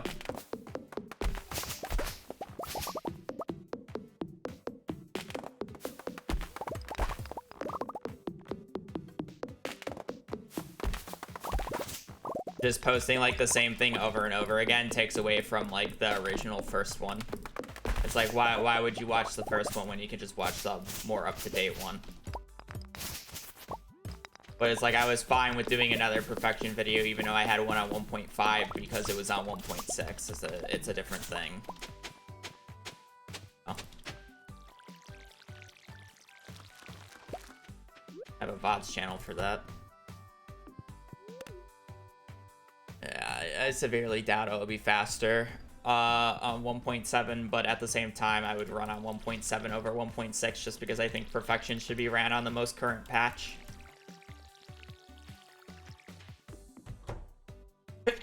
Perfection is supposed to be everything, not just everything minus the new stuff.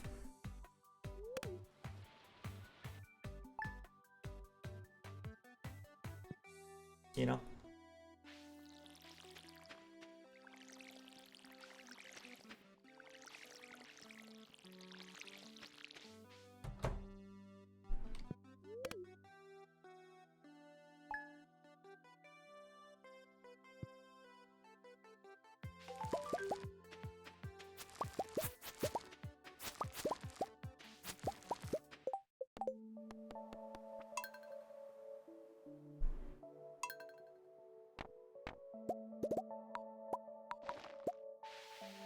I mean, it's better to reset earlier than later into a long run. But I mean, like, yeah, I'm human. I have my limits in terms of how much I like to reset. And it's like, you know, if I'm resetting here for another 30 minutes to an hour and I don't have a run going, I'll probably be done for the day.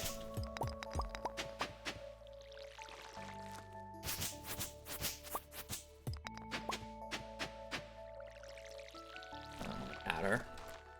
Because the run would be much more annoying if I didn't do this early reset, because then I would actually have to do the entirety of fishing in combat without high fishing levels. I'm sorry, I would have to do the entirety of fishing in terms of I have to basically grind crab pots for 45 minutes to get level 10 fishing quickly. And then on top of that, combat would be much slower because I won't have acrobat right off the bat, and then I won't have access to a shit ton of monster musk. So I literally lose like an hour or two off of that alone. So if I didn't do these resets, the run would literally be an hour to 2 hours slower. Which, you know, not very good if you're doing a speed run.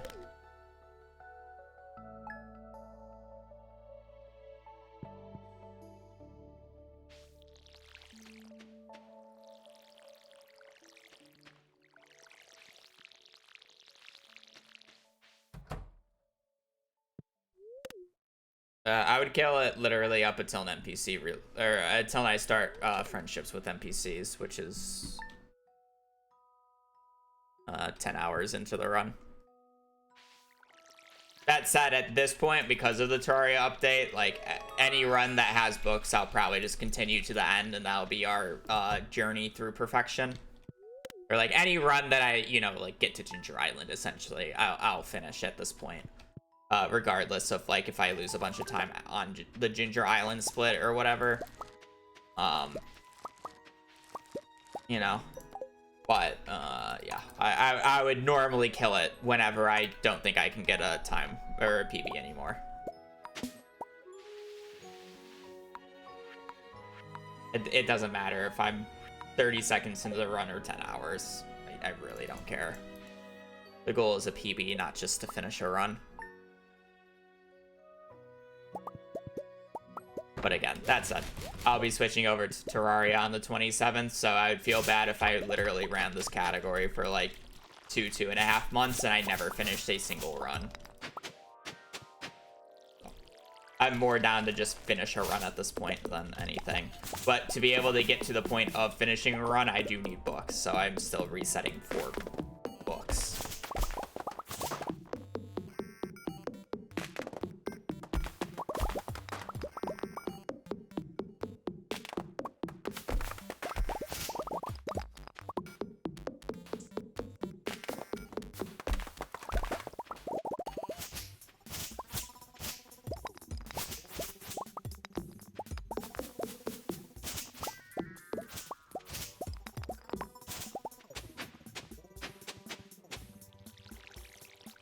Very conveniently timed Terraria underground music.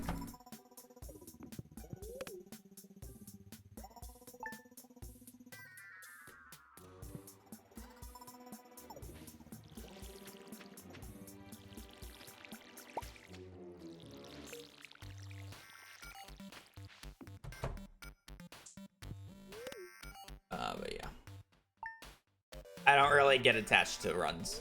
I speedrun. I've been speedrunning for so long, it's really easy to not get attached to a single run, no matter how long I've been playing it.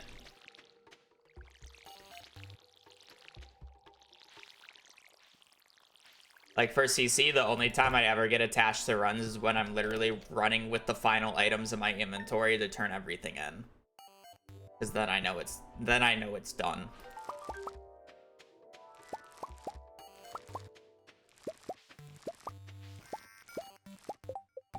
You know, like it's literally not over until it's over.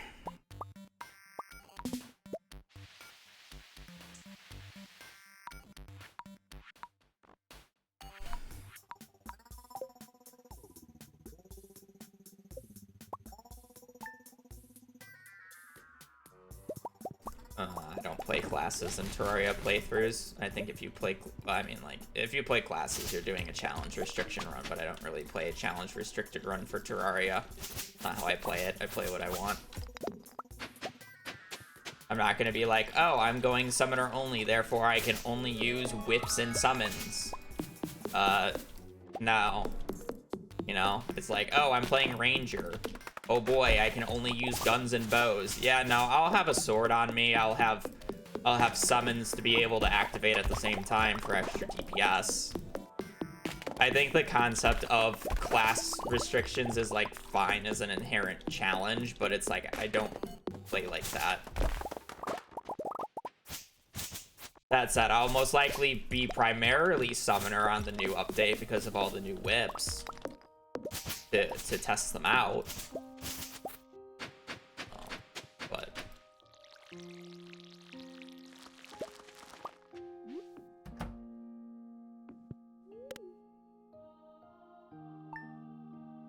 yeah, it's like, it's kind of funny because for a newer player, if you're trying to be like master mode for the first time, it's arguably correct to get beetle armor and then use ranger weapons because it's the biggest safety and it's the most DPS you can get because ranger weapons are just stupid.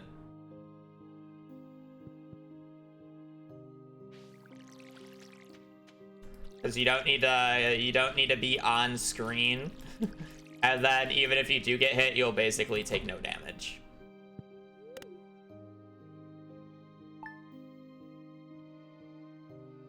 I mean, I like the competitiveness in speedruns, but Stardew's never really been a very competitive game in terms of speedruns because, well, at least for me, because I do play the most infamous categories, but it's generally also the least competitive because less people run it.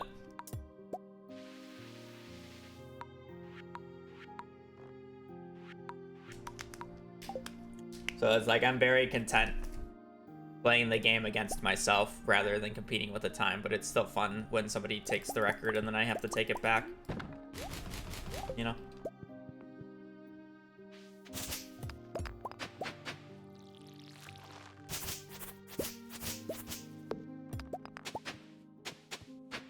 But it's like my drive isn't solely consistent of, oh, somebody has a better time than me, oh, time to beat them again. It's like, oh man, I haven't ran this category in a year, I kind of want to run it again. Or it's like, oh, I enjoy running this category, I'm gonna continue running it even if I already have the record. I don't really care.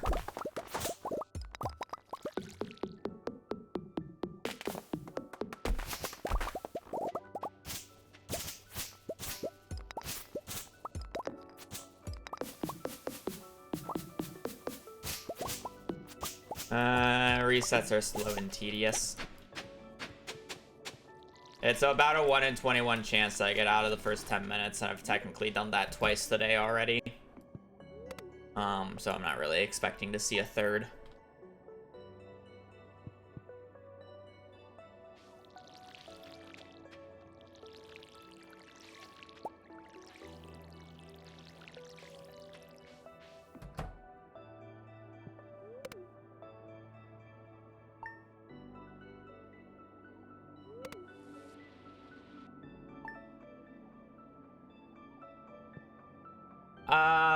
Yeah, I mean, your question isn't as unusual. It's as usual as people asking me, will you play Stardew Valley Expanded? It's just like how people think, but I just don't like the question. You know, it's the same reason as I don't like the question of, will you play Stardew Valley Expanded? I just don't play the game in that way, and don't care to play the game in that way. I don't know which spot that was. Quickly.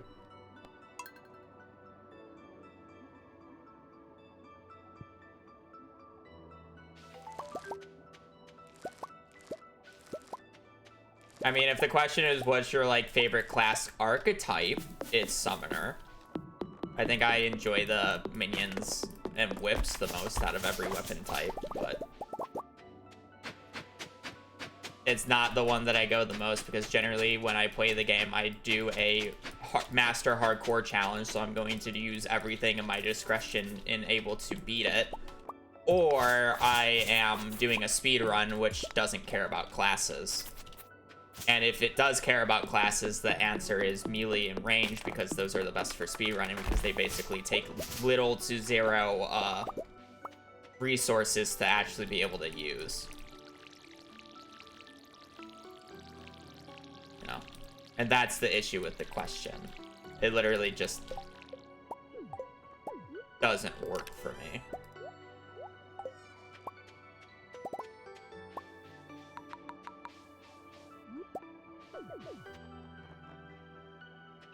And again, I also don't like the question because it's asked so often, so when somebody gets into the game, people like immediately say, oh, you should play this class, or oh, you should play this class. So it makes them think that they're not allowed to do anything but that class when they're on that playthrough because they're playing this class as a playthrough. It's like, oh, you should play Ranger. In their minds, they're like, oh, so I shouldn't touch swords, staffs, summons, whips whatsoever because I'm playing a Ranger class.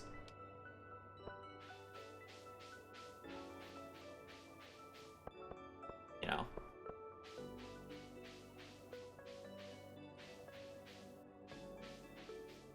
Spot 12.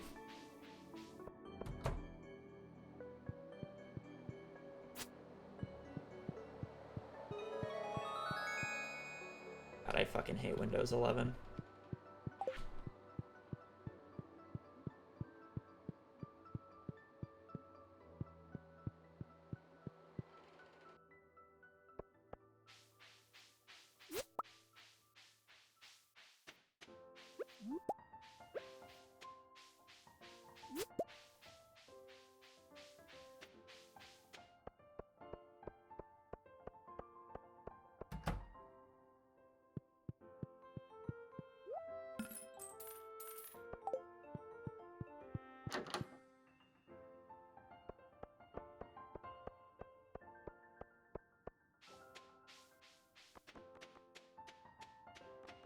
Updating the roguelike is not my forte. I'm not the coder side of things. So Tyler's job, and he's busy with real life. Plus, on top of that, there's not very much of a point for us because there's a looming threat of a modding update or another modding update that can come out for Stardew for like one last wrap up that's been like possibly coming out for like basically the last like 4 or 5 months and it just hasn't. So it's like, oh man, let's update it for 1.6, and then literally a month later, if the update drops, he has to do it again and again. You know, he has a real job and can't, you know, leisurely code like he used to as much anymore. So he abandoned us. Yeah, he abandoned us to watch TikToks and pass out in bed once he gets home from work.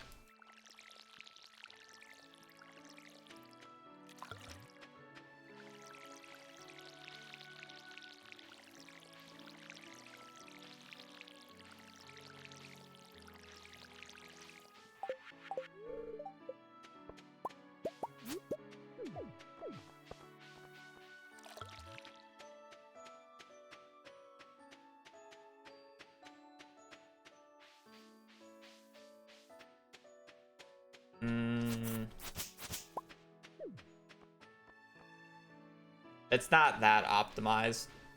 I mean, it's optimized for how long it is, but it's like in reality, like you could probably shave off 2 hours if you just got perfect RNG and played well to like perfectly yourself, you know.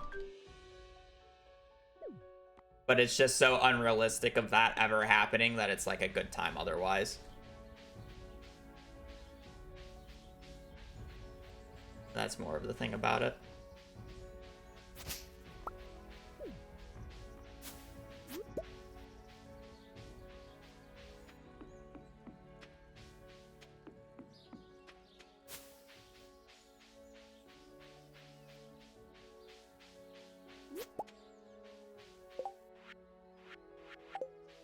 It's like akin to how like an hour-long speed, like let's say you have an SOB, which is sum of best, so it'd be the theoretical best time you can get. Like it's more impressive to have an SOB within 5 minutes of your PB for an hour-long, or I'm sorry, with the 2 hour-long run than an hour-long run, because that means you played more perfectly for over an hour straight. Obviously, it has a little bit of context of like a game. Like obviously if it's a 2 hour long auto scroller versus, you know, playing like a highly intense game like Celeste, it's completely different, but you get my point, especially if it's the same game.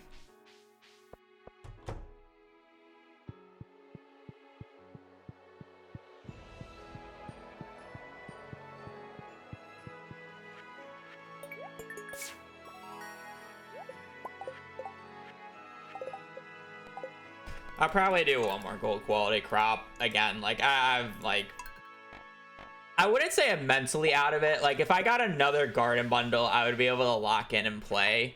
But like, you know, having that first run just die like that really takes the wind out of the sails for the stream today. Which sucks, but it is what it is. Morning, buddy. I don't know if I said this yesterday, but it's like when you are in the sports world, I'm saying this as like, oh, Stardew Valley or speedrunning is like akin to an esport. You're gonna have days where you're just not playing well, or you're just not mentally there. You're gonna have days where it's like, everything's all right. You're having a good day. Things are going fine. You're doing your thing. You're on autopilot. And then you'll have the days that are just great and amazing, right?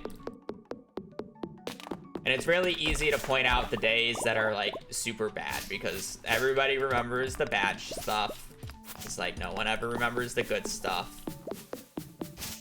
No, it's the same reason why when you're taking a shower, you can just randomly remember a absolute cringe moment you had in high school. And it's like, damn, that really fucking happened, didn't it?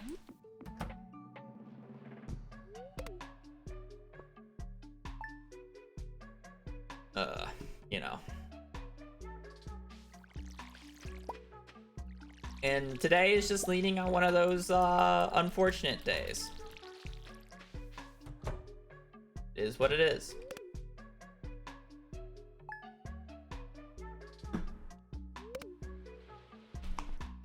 No, I haven't done gardening stuff on Hypixel for the last few days. I found the joys of attribute shard hunting.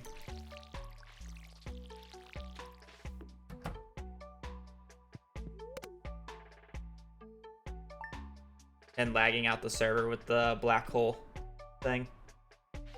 Because for God knows they made that thing just so fucking laggy.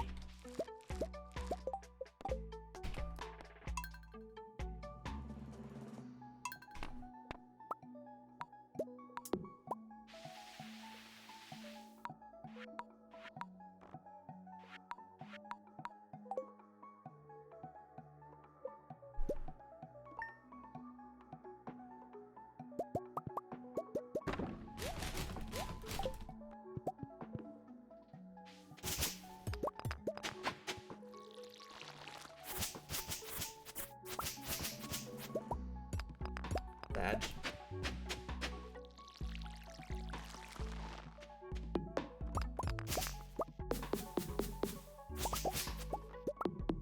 Mining islands have unironically gotten laggy because of this draft. Yeah.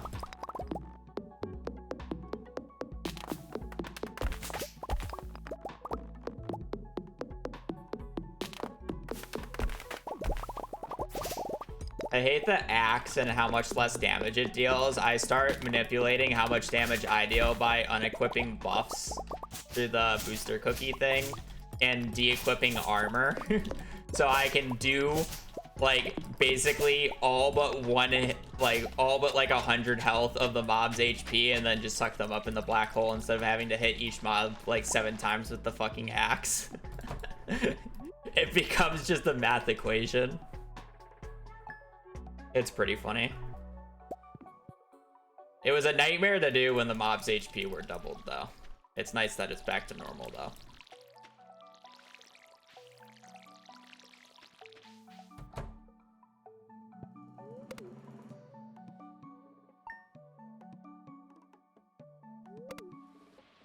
Yeah.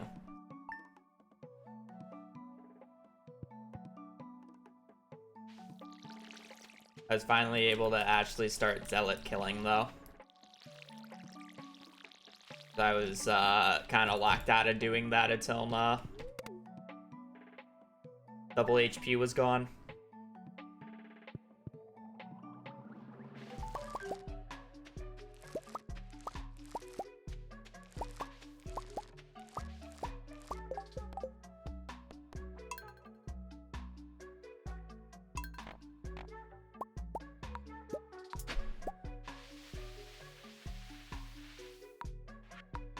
I'm Iron Man, remember?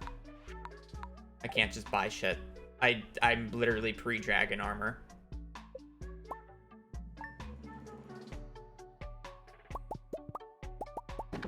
My best weapon is literally the void sword or whatever it is.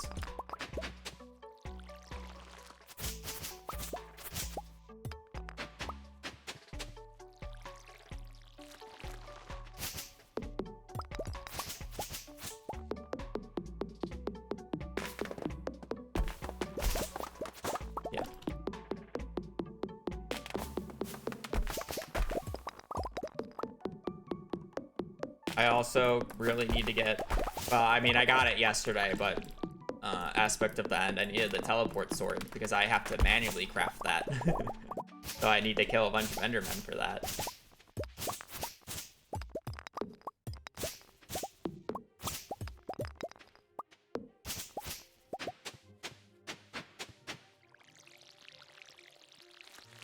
I did have to cheese the blaze rods though, because I have no way of actually consistently killing enough blazes in the Crimson Isle, since they have, you know, too much HP, saying that I only do around 15k a hit. So I just killed the blazes that ball, whatever, spawns in the magma area.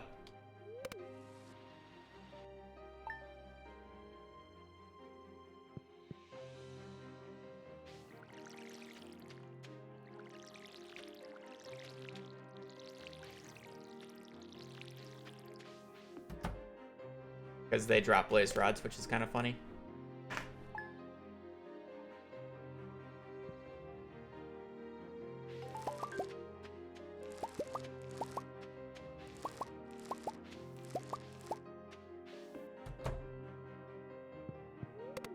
I was so sad when I didn't get the first timers.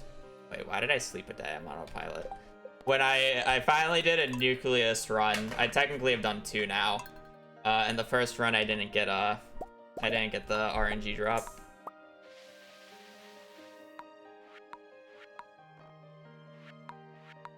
Well, I did get a RNG drop. I got one of the pet fossil things, the Helix fossil, on the first run.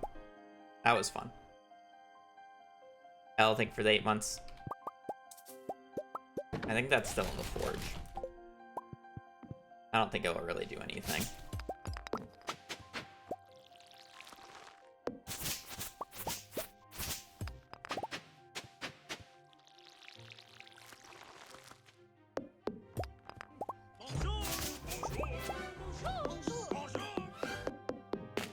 Where's Sporty? But yeah.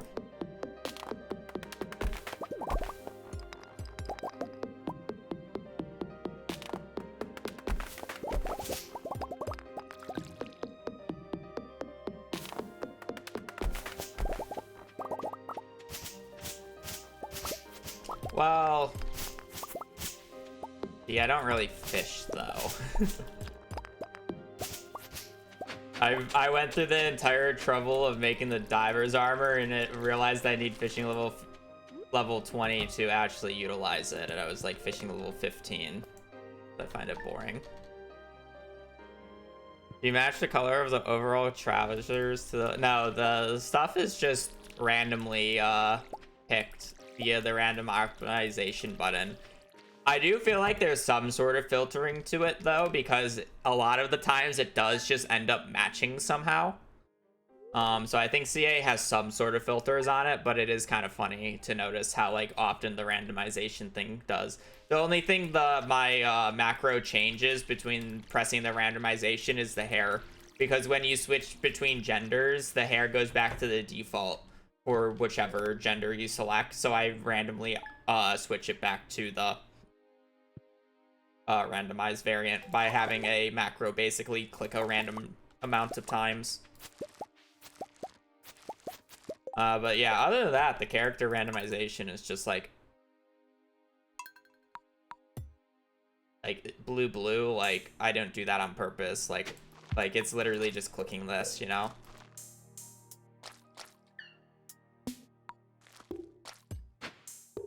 I wonder if like each shirt has its like own color value for pants pre-installed onto it. So it's like whatever shirt you get, you always get the same color pants. So it's like if you randomize into the screen shirt, it's always the screen color for pants. Let's see if I can randomize it into it again. Same with like this one, right?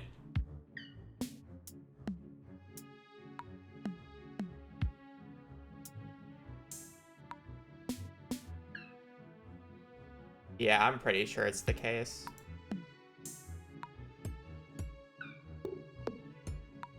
I think each shirt has a assigned pants value, and that's why you always get something. Why the miner shirt always looks like a miner and you have black leggings. Why you always get this Luigi character as well. That makes sense, actually.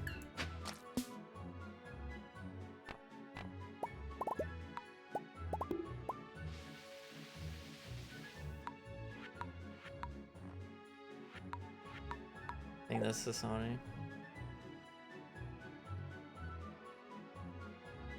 Yeah. It also doesn't help that I can't just buy better fishing equipment and have to do it with the shitty shit.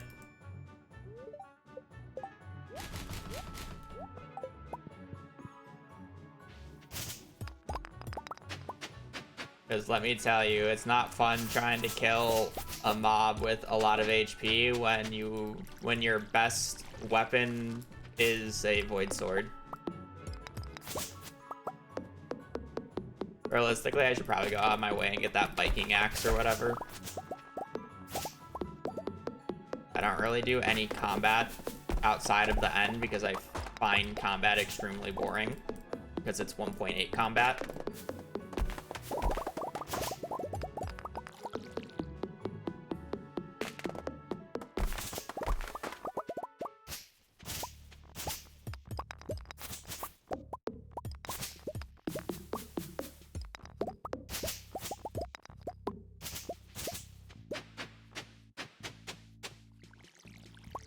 Yeah, I know there's like the Jared XP thing. I don't know how it. Nah, I'm like fine doing whatever whenever I want. I'll do it when I care to do it.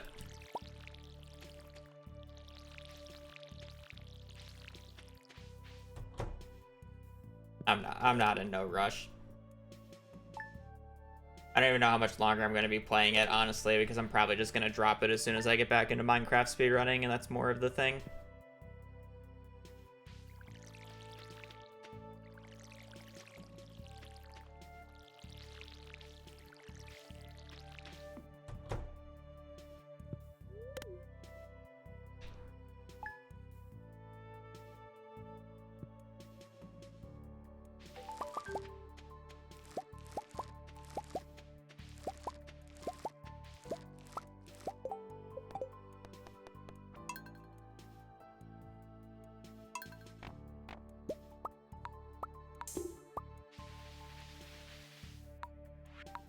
Come on, one more gold quality parsnip, please.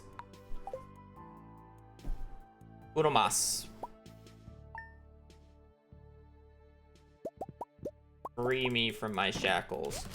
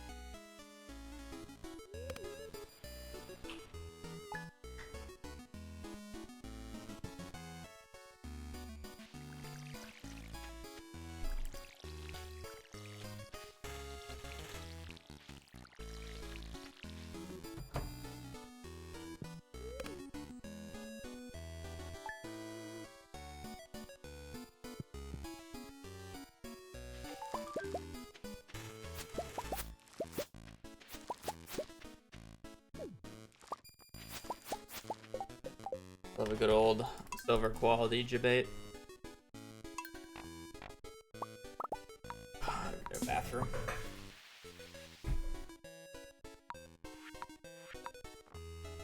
I think I moved the mouse when I was putting my headset down. Didn't mess anything up.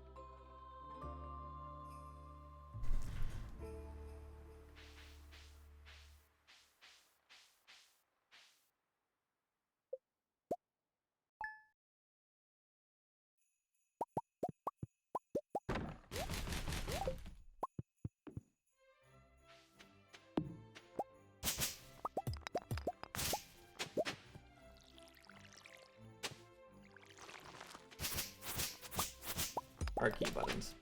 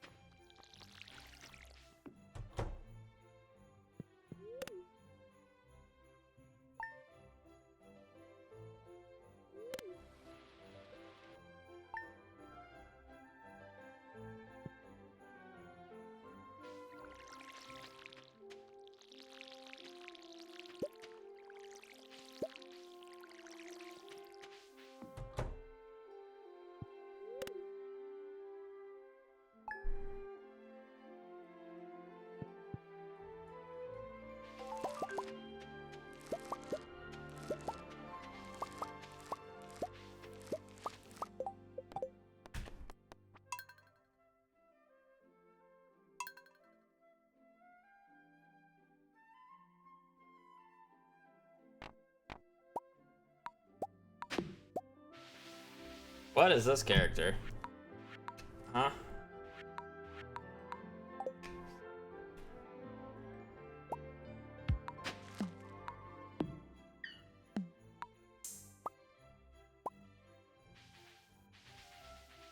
I'll manually change the hair if I have to, you know? No, the glasses. They work for you, Blade. I just don't like them, personally. Like, it's one of those things where it's like, oh, that's Blade. Yep. Understandable. Looks good. But I swear, I just don't like them on my characters. It's more of the thing. The same way how I generally change the red lipstick, I change the... There's like 2 hairstyles that I always change. I just don't like them.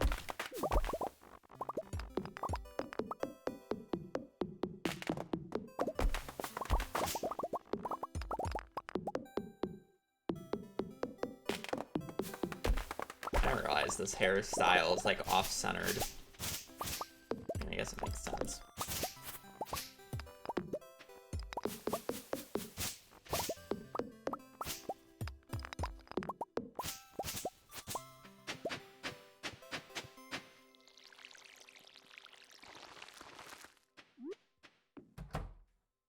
There's a leak behind the house.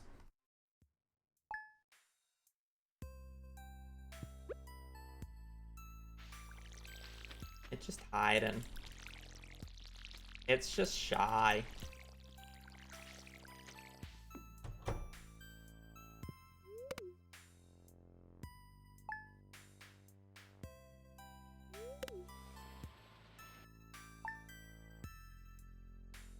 I haven't been on Twitch in weeks. You got real life things. You have a family, you have children. You have real life responsibilities. It'd be like that.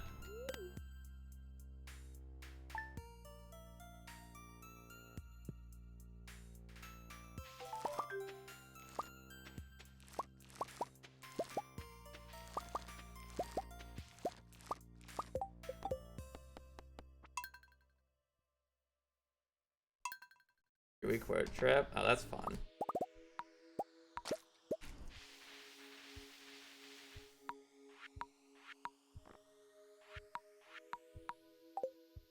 How difficult is it to drive in New Zealand? Isn't it a lot of mountains?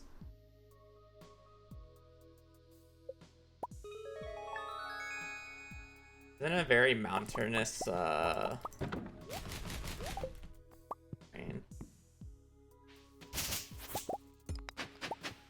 Are we going there? Yeah, I feel like it would be as well.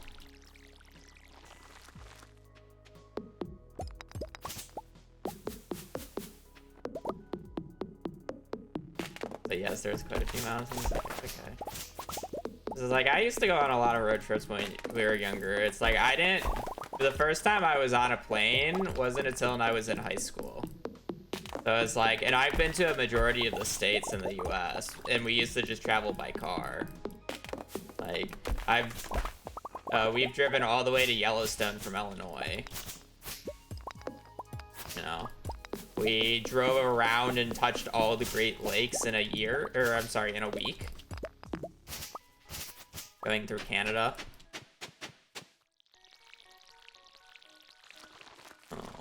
Toronto area. Like stuff like that. Driven down to Florida for Disney World quite a few times. Driven to Pennsylvania, because that's where my grandparents are.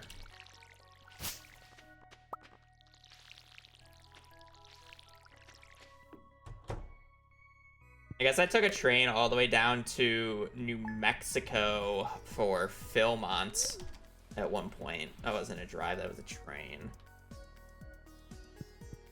I don't know, road trips are cool. We used to go to a lot of national parks, which I think is good to do when you were younger compared to older. I think I could probably appreciate it more if I went now, but I think doing it when you were younger is just better, because then you can just remember it. It's also cool because it's like, oh, when it brought up in school at some point, it's like, oh yeah, this is like a place. This is why it's historically relevant. It's like, oh yeah, I've been there. That's kind of cool.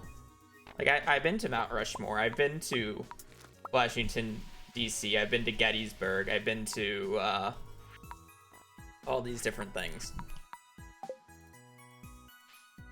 You know?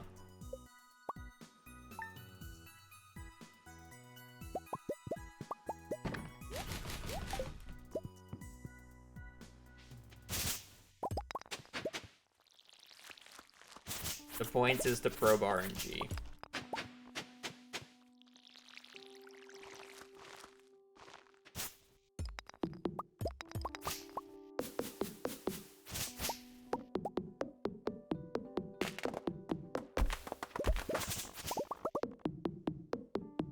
But yeah, this is a very big place geographically.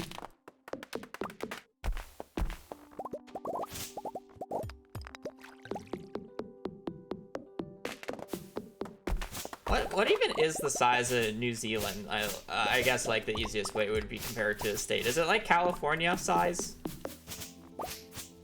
Or bigger or smaller? I feel like when I like remember New Zealand on the map, I think of like it's California size. American geography, by the way.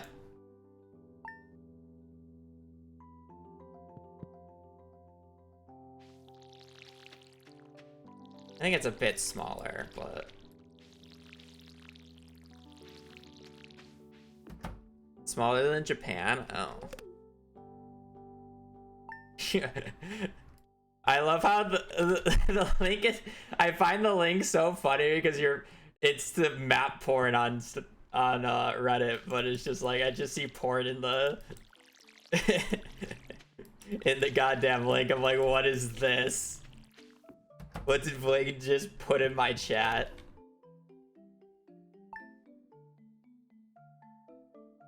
Oh, see, it is bigger. Yeah, no, it's California size.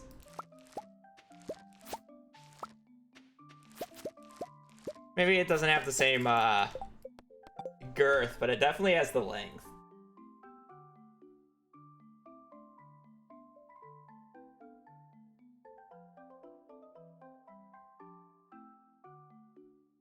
Yeah, who cares? Yeah, I'm pretty sure. Yeah, it's like California size.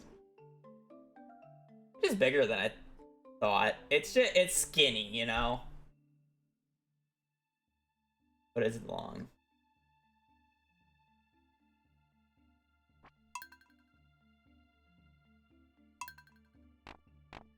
I mean, I guess the more part of it is like how much habitable area does it have, because it's, again, a lot of it is mountains, right?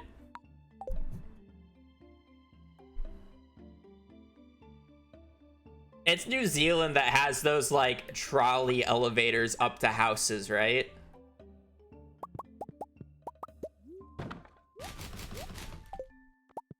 Or is that a different mountainous country?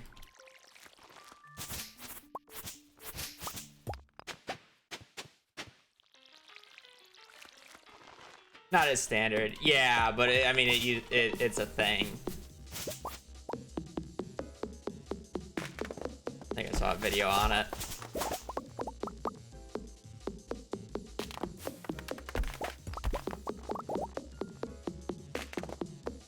And the more mountainous. Oh, 100%. But it's like there's so many different terrain types in the United States. Like, we have literally the Appalachian Mountains, and then we have the Great Plains, right? I just haven't lived in a very mountainous region in my life, so I just haven't experienced it. Like, Arizona has mountains, much more than Illinois did. Illinois is a part of the Great Plains.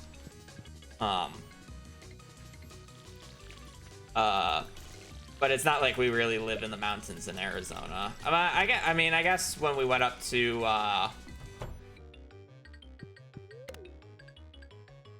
god, what is the place called?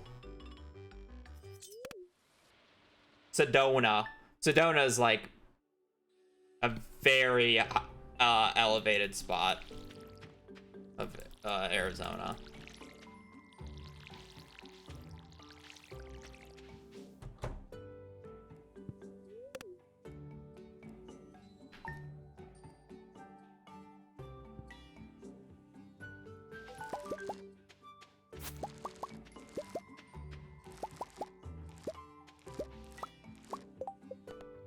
I'm getting trolled with these silver qualities. But yeah, I don't know. American ignorance, American geography, Omega Law. You know.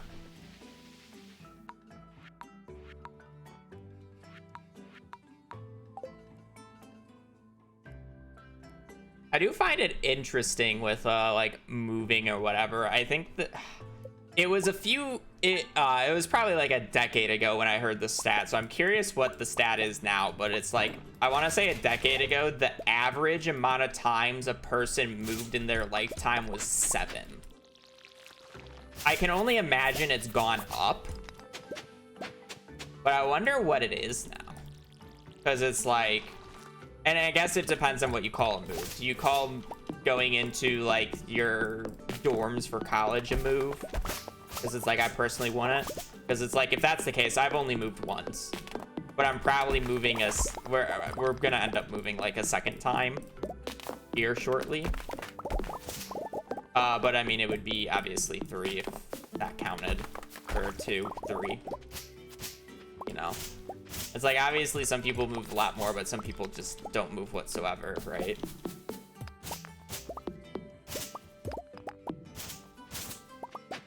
Or maybe it's gone down because a lot of people still just live with their parents nowadays, right? I mean, like, I lived with my parents for how many years, right? Saves money, right? So it's like, maybe it's gone down, but I feel like it's like really polar opposite. You have the people who haven't moved whatsoever, and then the people who have moved like dozens of times in their life, right? I feel like it's so polar opposite now, where it's just like, which group is bigger? Move time. Now it's the second day. Now it's the third, okay.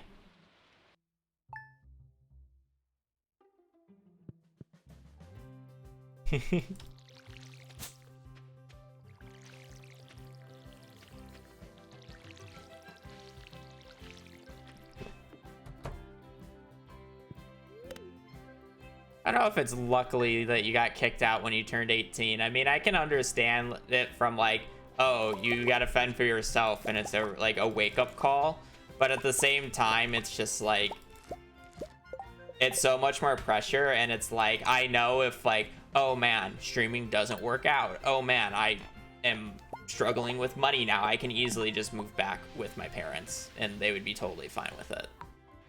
It's like, it's so much less pressure, so I'm just like not overwhelmed.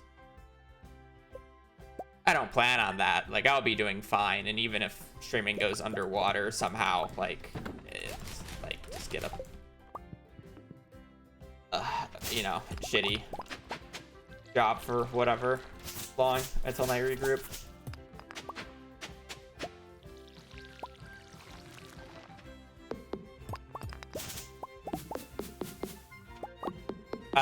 With the setup that I'm doing, I can literally only get one gold parsnip. It's literally physically impossible for me to get 2 gold parsnips. That's the entire point of the layout.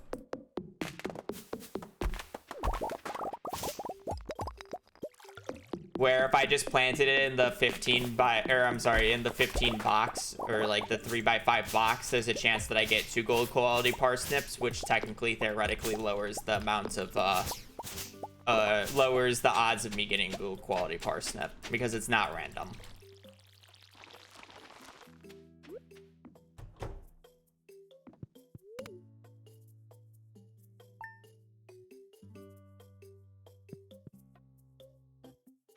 I can also make it absolutely like there's also a way to make it where it's like the absolute lowest possible chance, where if you plant the parsnips in a very specific order, you can have it to be a 1% chance that you get a gold quality parsnip. And you can make it even lower to get like all 15 gold quality parsnips on the first harvest, right? Like, that's theoretically possible. It just requires a specific layout, and you probably can't do it on the forest farm. Or it'd be really annoying to do it on the forest farm.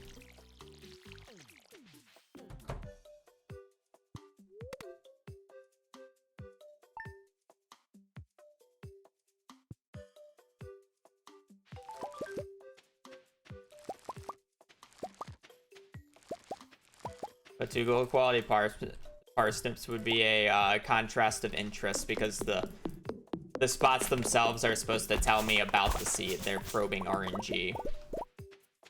So if I got 2 spots, then the spots are then too similar, so I'm not going to be able to probe the RNG as well.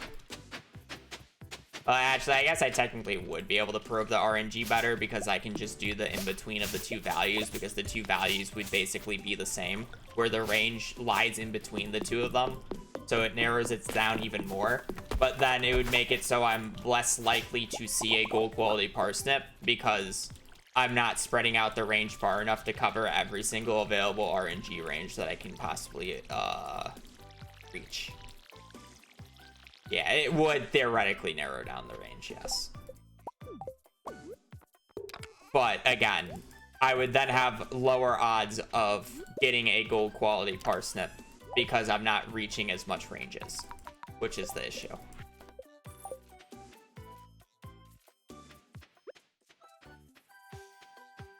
Well, 2 gold equals bad, but I literally can't get 2 gold because I have the ranges spread out enough. Does a gold quality parsnip tell you? What does it tell me? Let me open up the sheet. I have a book will show up in the traveling cart on summer 19th, year 2. Fall 12th, year 2. There's a very low odds of one showing up on fall 14th, year 2. You will get a book to show up in the traveling cart on winter 7th, year 2. And then winter 28th, year 2 has a 50% chance of a book showing up so far. I can keep going. Fall 12th, year 4, another book will show up in the traveling cart. Winter 5th, year 4, there's high odds of a book showing up in the traveling cart. Winter 7th, year 4, if the book doesn't show up in the traveling cart on winter 5th, year on the winter 5th of year 4, the book will show up on winter 7th, and vice versa. And then winter 28th, year 4. I can go down the list. The main thing the parsnips are looking at is when books show up in the traveling cart, because the entire early game is routed behind getting specifically the fishing and the combat book from the traveling cart, because they save the most time. The fishing book saves about 40 minutes, and the combat book probably saves another like 30 on top of it. Fishing book, that means I don't have to do about 40 minutes of crab pot farming to get level 10 fishing, and then the combat book allows me to get a bunch of monster musks early and then have level 10 combat to make monster eradication go quicker. Even though I would get level 10 combat from monster eradication goals, it just saves me time having acrobat and then monster musk as available as I can. Can also predict special requests, and prior to 1.6 it predicts enchants, yes. Enchants can be predicted via secret notes now, which is fun.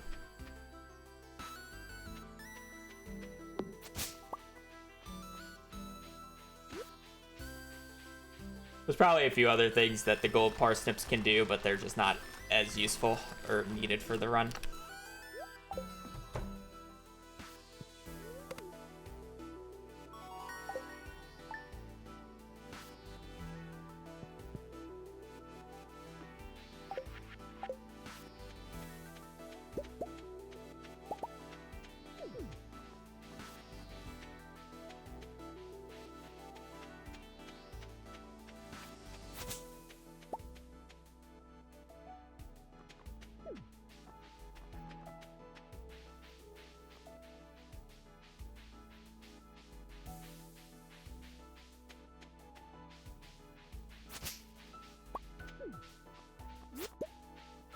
Essentially, it's an RNG probe, though, that we can abuse in speedruns.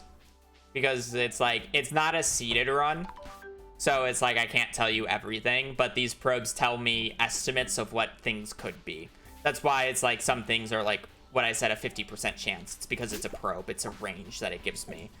And it's like, depending on where the exact value is in this range, which I can't determine yet, I can determine it based off of what RNG I hit later. So it's like, oh man, if I don't hit the book on that one day, I know that the range is between this and this instead of this and this. So I can narrow down the range.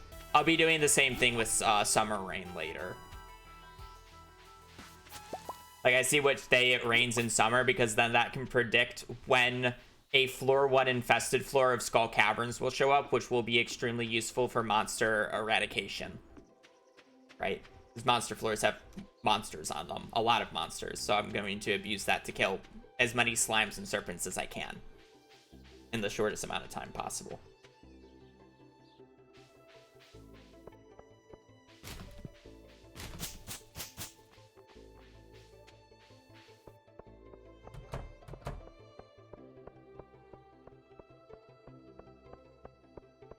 The nitty gritty. Keep in mind, this is all on legacy RNG, so if you don't have the legacy RNG ticked, you can't do a lot of this shit, or it's much harder to do it. This is very specific. It's also very tailored towards perfection. Oh, that is the worst possible quality spawn.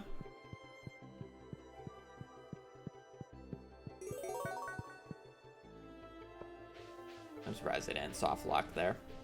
I was kind of hoping I did.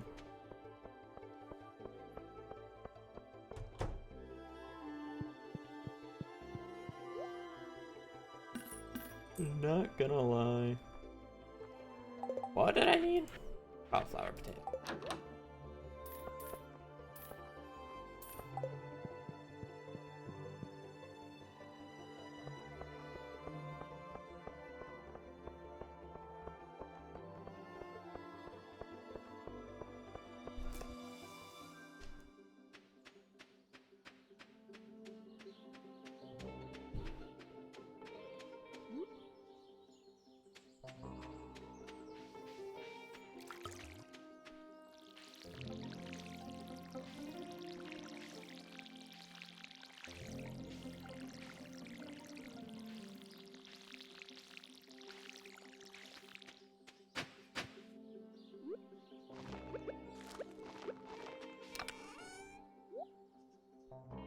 Oh, I didn't.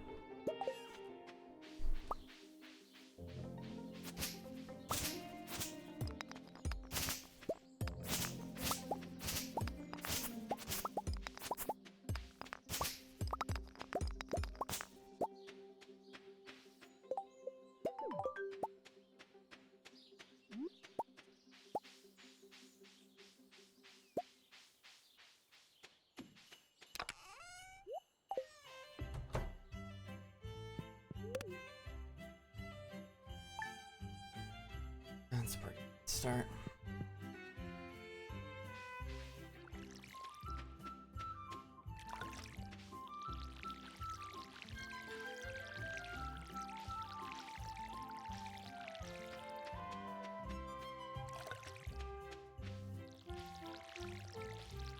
Gonna be punished for that watering can refill if it rains tomorrow.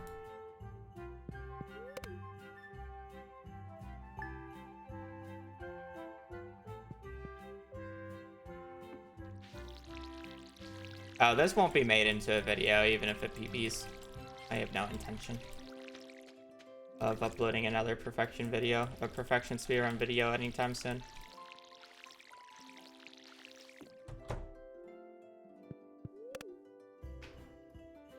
I'm just doing this for fun.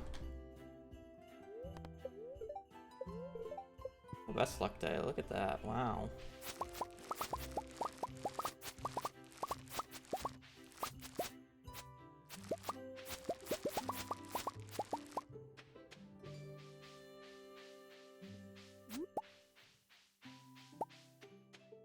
I'm only going to be doing this for like another week anyways, so.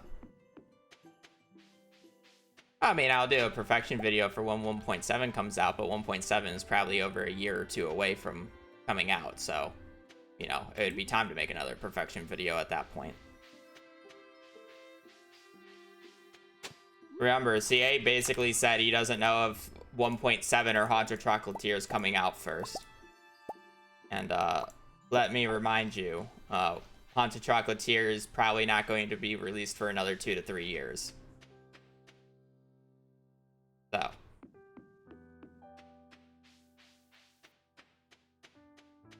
.7 is not anywhere close to being actually made and pushed.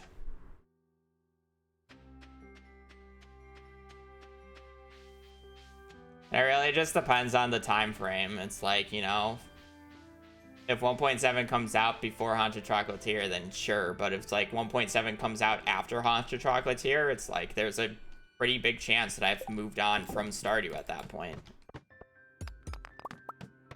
Better info? No, none at all. That's just based off of context of what he said and how CA generally does updates and whatever.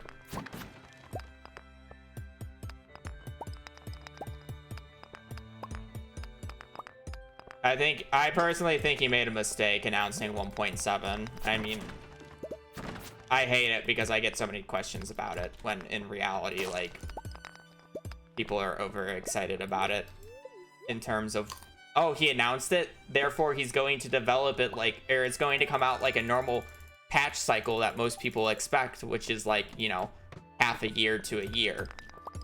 Yeah, that's not CA. CA doesn't work like that. Also, he was very clear about his announcement that they were literally just talking about 1.7 and ideas for it when they announced it. They didn't even start working on it. They were talking about it. Rip that piece of coal.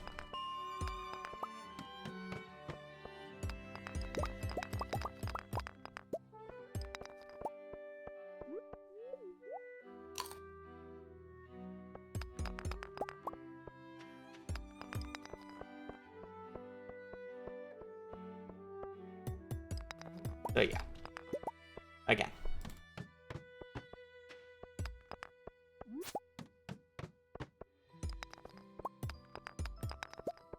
.7 is very far away.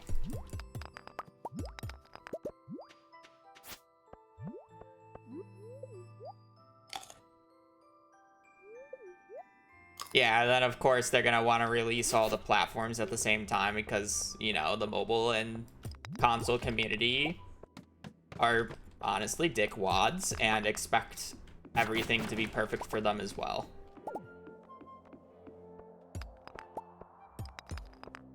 Not saying it's the entire player base, don't get me wrong, but the vocal minority is shitheads.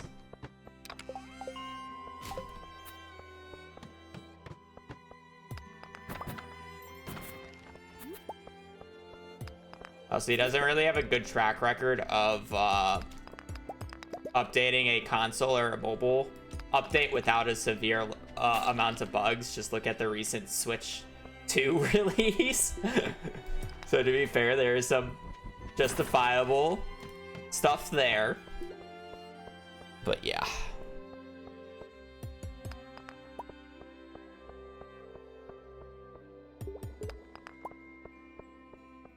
You want even more evidence as to why I can call, you know, these people buttheads or dickwads. When Concerned Ape was on Z stream for the Stardew Valley Cup, they had to manually ban the word mobile or 1.6 or 1.5 update in their chat because every other message was asking about the update for mobile on 1. I think it was 1.5 or maybe it was 1.4. I don't remember at the time. So that was fun.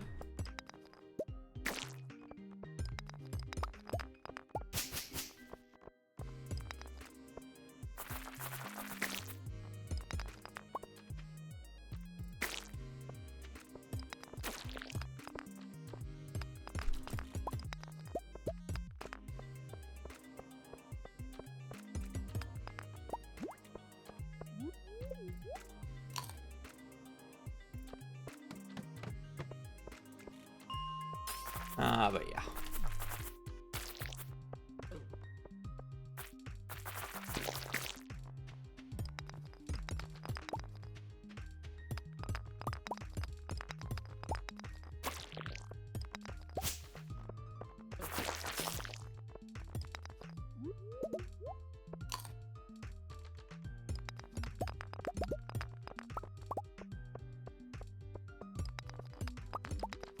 There's also a very good reason why CA doesn't really post to Twitter anymore as well. Also because of the Stardew Valley mobile community. Otherwise, we honestly would probably be getting more updates about the game and the development cycle. But we kind of ruined it for ourselves, I'm not gonna lie. For allowing that to get as out of hand as it did.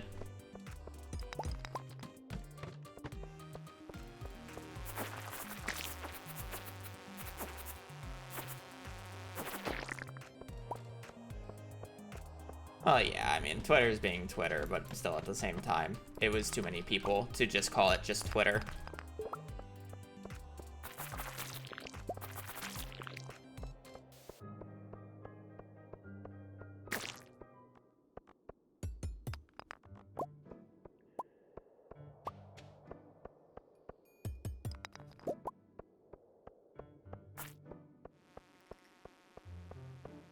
I don't think anybody's expecting Haunted Chocolatier anytime soon, but I feel like people are just like, oh, 1.7 update? Oh, wow. That's probably soonish then. Because, you know, it's like ever since it's released, there's always a person in stream who's like, are you excited for the 1.7 update? Or it's like, what do you want to see in Stardew 1.7? And it feels like they're just acting like it's like a few weeks away, you know? Or a month away. When in reality, it's like, you know, closer to 1 to 2 years away.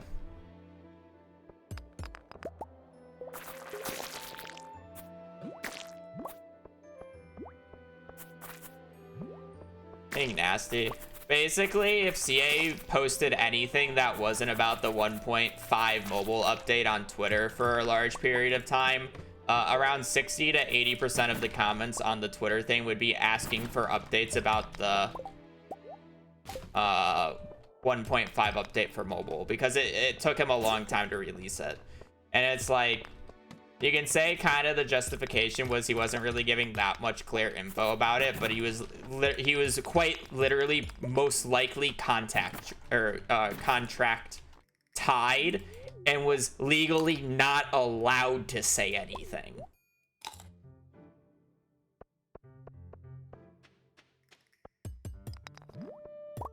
So it kind of just put everything in a shitstorm, because he couldn't post anything on Twitter, because if he posted anything that wasn't a mobile 1.5 update, it was cooked.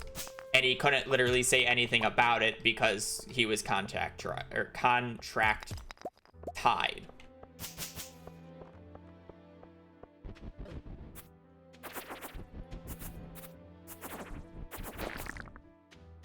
And you can say, oh, but he released it, so it shouldn't be as bad anymore.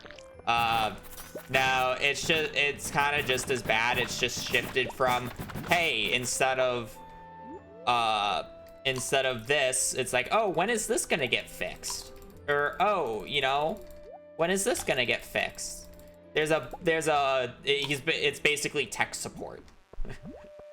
Like, people are just asking for live tech support on it. So it's pretty bad.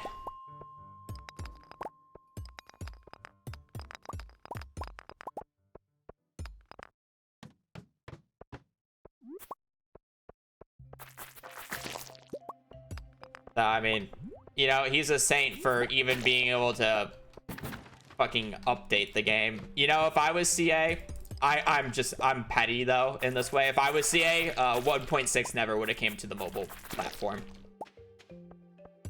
Out of spite.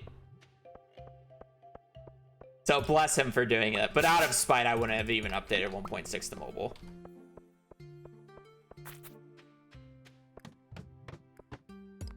I'm sorry, not sorry.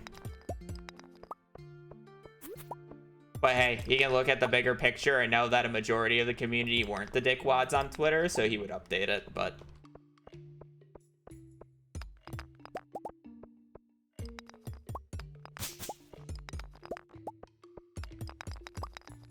Again, I'm just petty.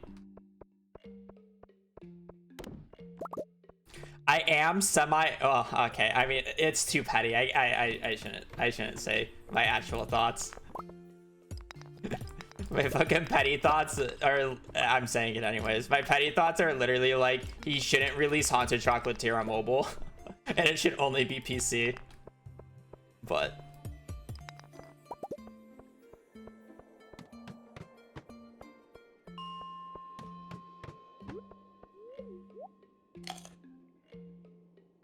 I have no idea what you're talking about, so...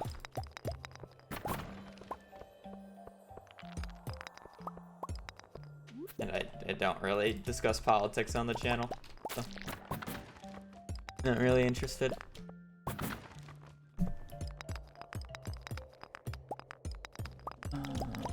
No magnet room.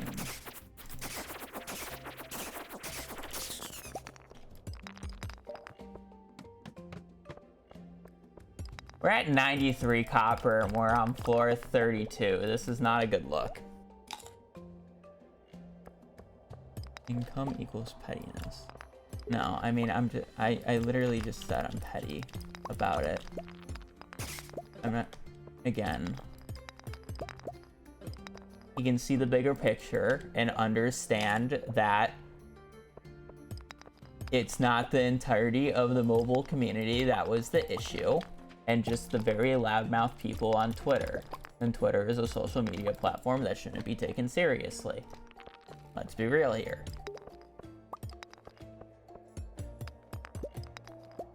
But again, if I would, I can be a petty person, and if I let the pettiness take about me, I just wouldn't give them stuff anymore. And just wouldn't care. You know?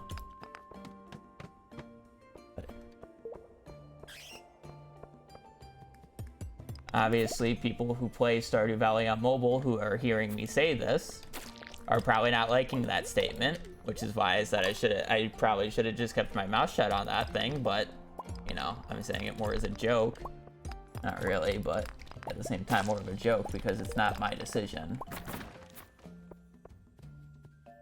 At the end of the day, oh, that was a ladder. You know. Obviously, there's no issue of playing Stardew Valley on mobile whatsoever. You can play the game however you want. You know, I'm not one to talk. I play Stardew in a very unique way. I speedrun it. Why would I judge somebody for playing on a different device just because it's not quick? Not how I enjoy playing it.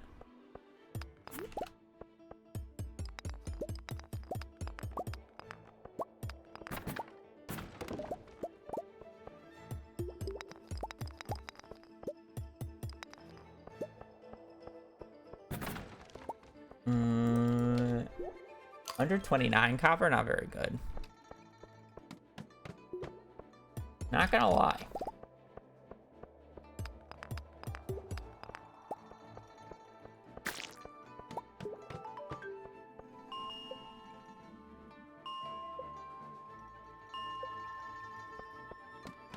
Like, low-key just want to restart 20 a few times for some more copper, but I know that's, like, not the greatest use of my time, so...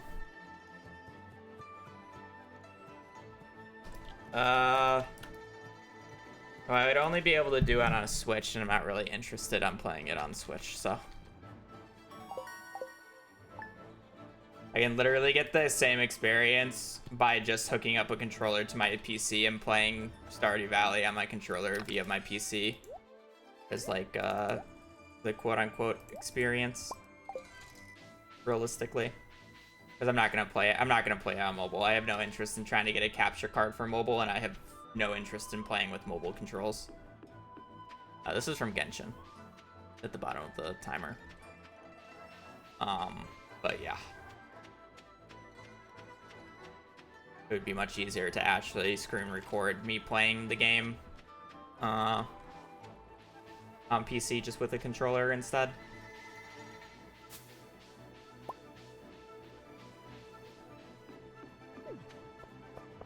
Yeah, again, it's pettiness. It's not the reality. And maybe I would have been like CA and still gave the mobile community the update, right? But speaking in terms of pure pettiness, I wouldn't have.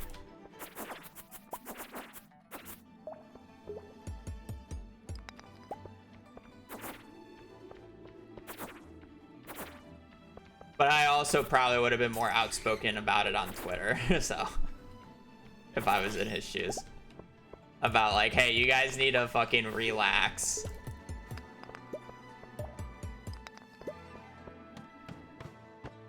Obviously, he wasn't trying to burn bridges though, but I wish I could kill those dust sprites, but killing it with this weapon is just not an option realistically.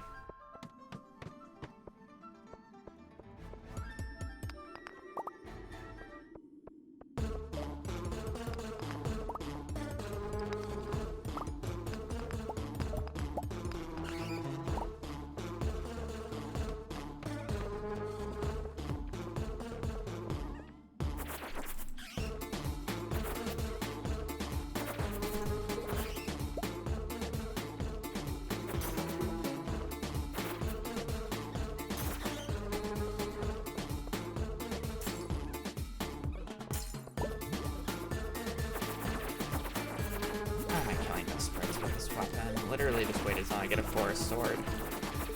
Now I'm getting slowed for 2 coal. I don't really want to bother trying to wrangle these guys up. I'm losing all my HP.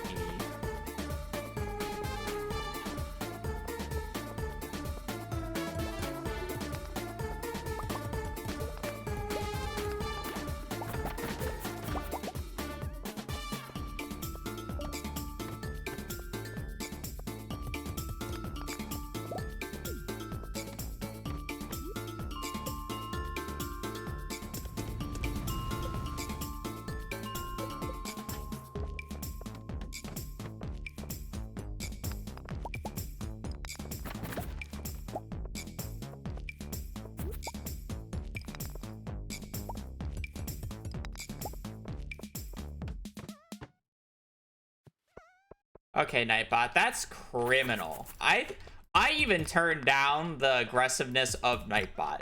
Did Nightbot really time you out for 3 emotes? I thought I put the max up to fucking 10.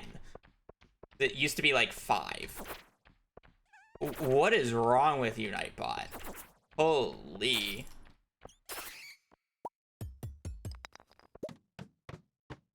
Like, I made it less aggressive, and it's apparently more aggressive.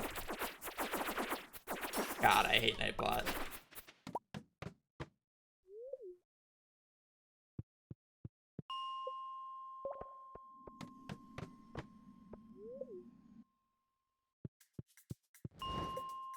Like, that's crazy.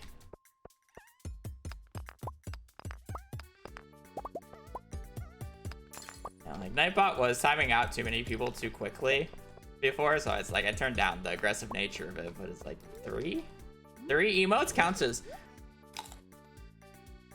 Did it say elbow cough? No, Stop spamming words less phases. Wow, that's crazy. That actually is crazy.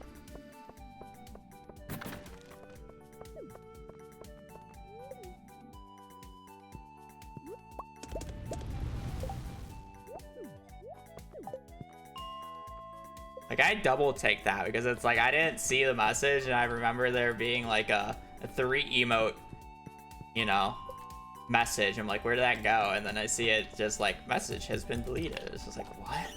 Hello? I only gotta look at the Nightbot settings again because this piece of shit bot can't do its job right.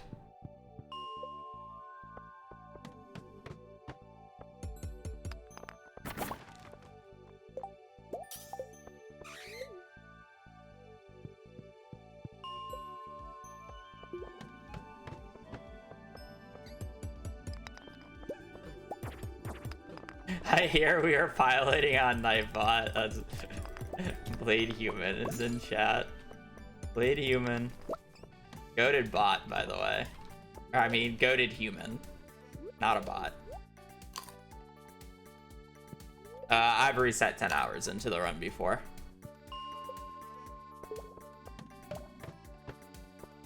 I don't do the last segment unless if I really have a run that I'm happy with, because I hate doing the last segment.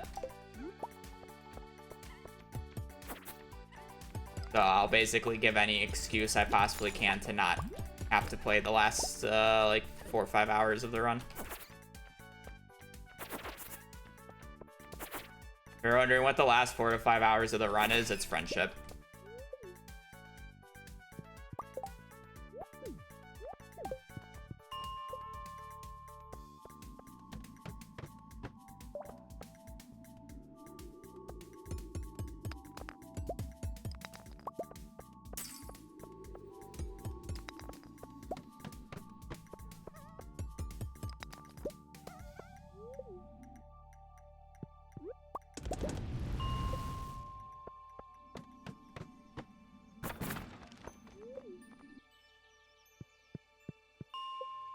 I mean, yeah. I don't like the NPCs in the game are fine, don't get me wrong. I just don't like the way the game makes you interact with them. In terms of, I guess it's also an issue of how optimized it is. Like, literally the optimized way of gifting is legit, just give them a gift on their birthday and never talk to them for the basically on any other day, because there's no reason to. So it's literally just like sleeping 3 years and going out on the NPC's birthdays, and that's it. You know, as a byproduct of it being optimized, but at the same time, it's like I don't really care for the gifting mechanics or the NPCs in the speedruns.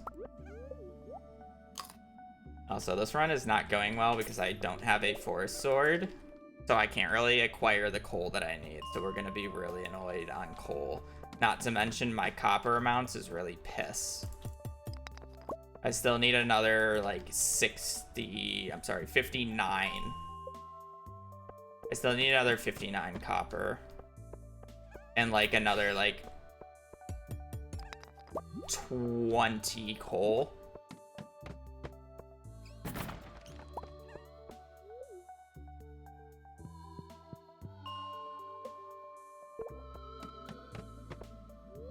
That too. I mean, it just takes too long as well. This is like, how many gifts do you have to give on the non-birthdays to get them all to 10 hearts? If you're only gaining, like, I think our Iridium quality love gift is literally like 120 friendship points a day. And you need 2,500.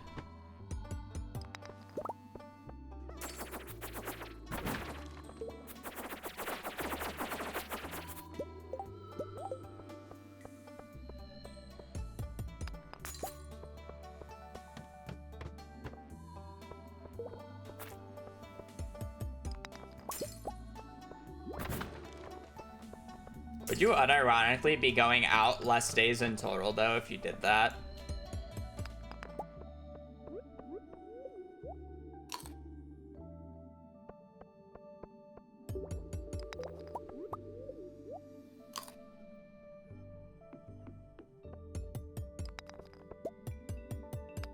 I mean, it would take an absurd amount of rabbit's feet to do, which is the other issue, but...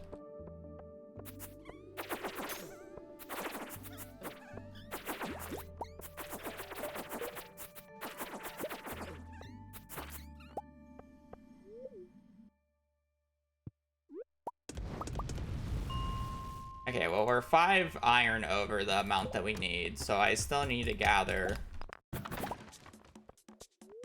I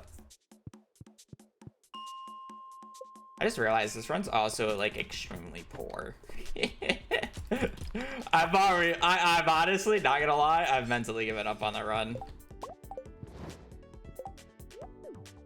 I'm not lying here. I'm looking at this. I'm looking at our money. I'm looking at our copper situation, I'm looking at our coal situation. I mean, I'll keep playing. We still got a little bit of time. Maybe we just get a random diamond. Maybe we get the book. Never know. But this run is...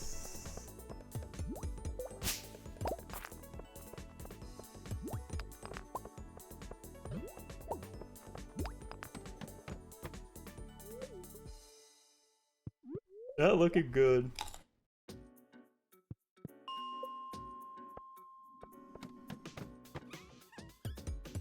Why am I breaking that? I don't need to break that.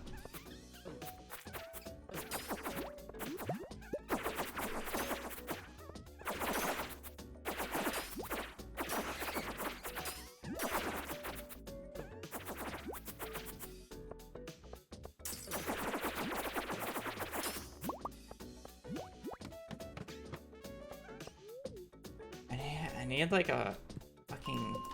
need a weapon for those. Like, it's not worth chasing those guys down because they're just so spread out.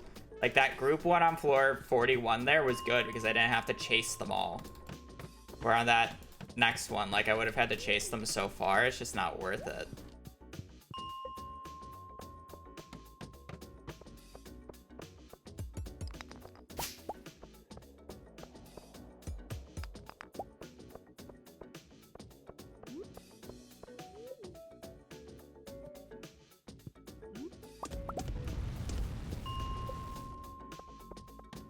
Like, even if I manage to get the coal here, like, I just have no idea what I'm doing for money.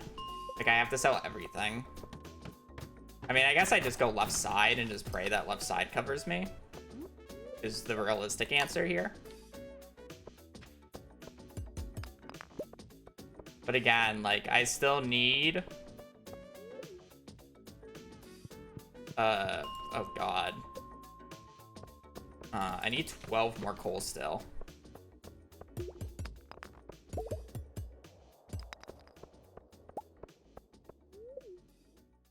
You know the weapon spots? I do. They're the only good weapon spot that I consistently get is on 41, which is a forest sword, and I just didn't get it when I farmed all my iron. I'm just hoping to get that. I'm hoping to get that spot while I'm farming iron, and I just didn't.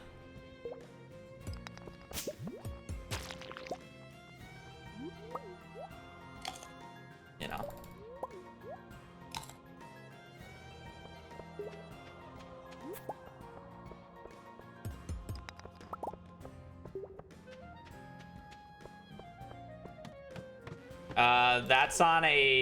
That's on legacy, or I'm sorry, non-legacy RNG or standard RNG. You can't get the club on legacy RNG on day 5. Doesn't exist.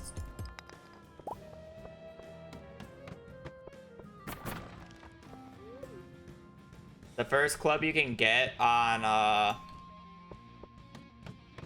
legacy RNG is on the floor 19 on the 9th. But I don't really like to go to the middle of the spiral. Kind of a waste of time.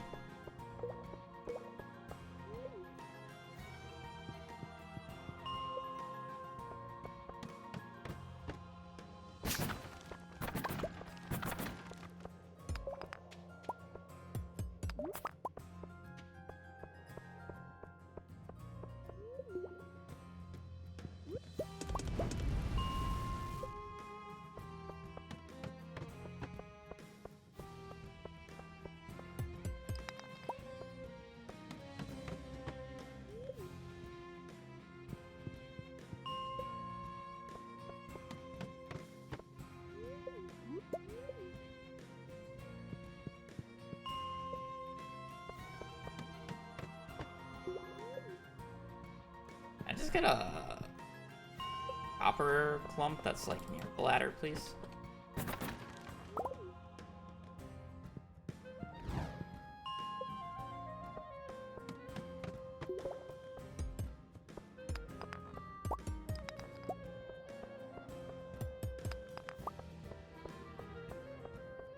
So the real question is whether it's not, or whether it's worth resetting 41 here for the possibility of getting the forest sword. Or if it's just better to just try to brute force the Dust sprites on 45 with the dagger.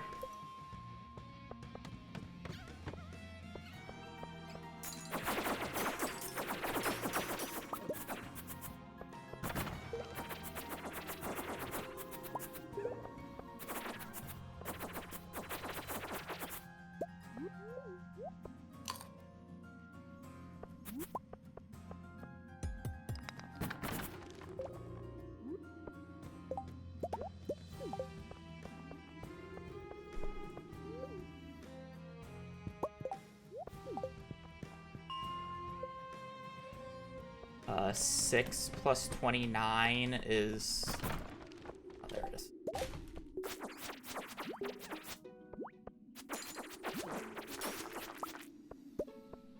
Need 35 coal on us.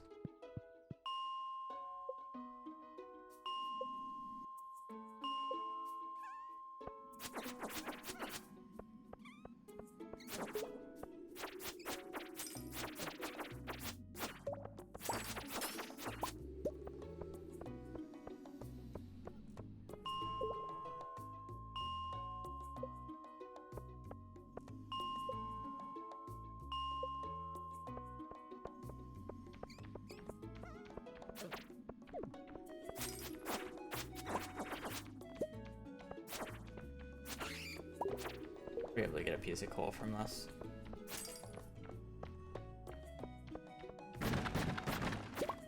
Or not.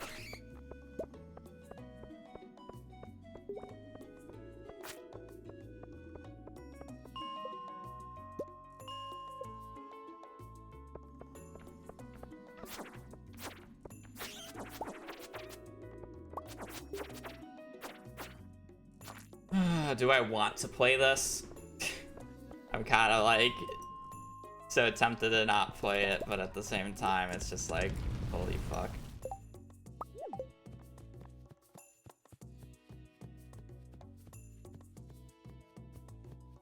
Because I'm gonna be 3 minutes behind.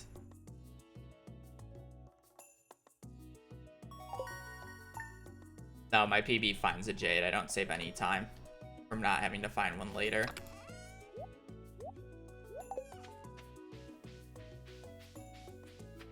I mean, I literally have to go left side as well because this run is Omega poor. So it's like I have to go get everything. I have to then go left side of the farm, pick up all the stuff. I then have to sell everything and then sleep 2 days.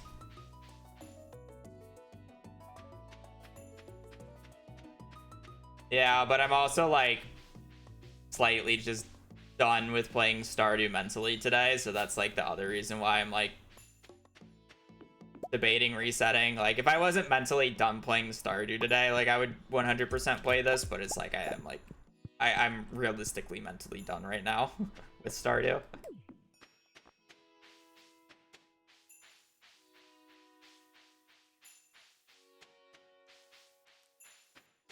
Yeah, but I still want a PB, and playing 4 minutes behind is like Omega bad.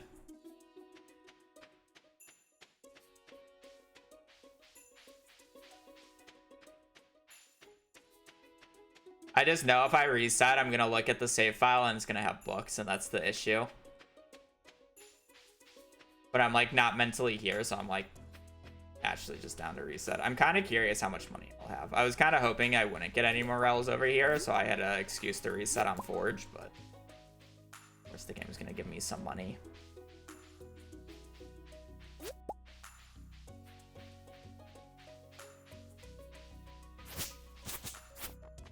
The reason I'm so picky about my early game is my early game has like the most time save out of all the run, by the way. So that's why I'm like really annoyed when the early game doesn't go well.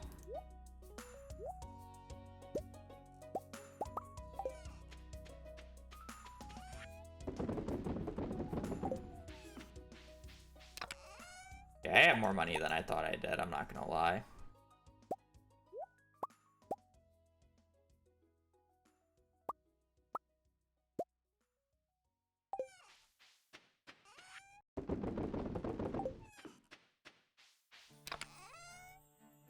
Should have just accidentally sold a bit of ore.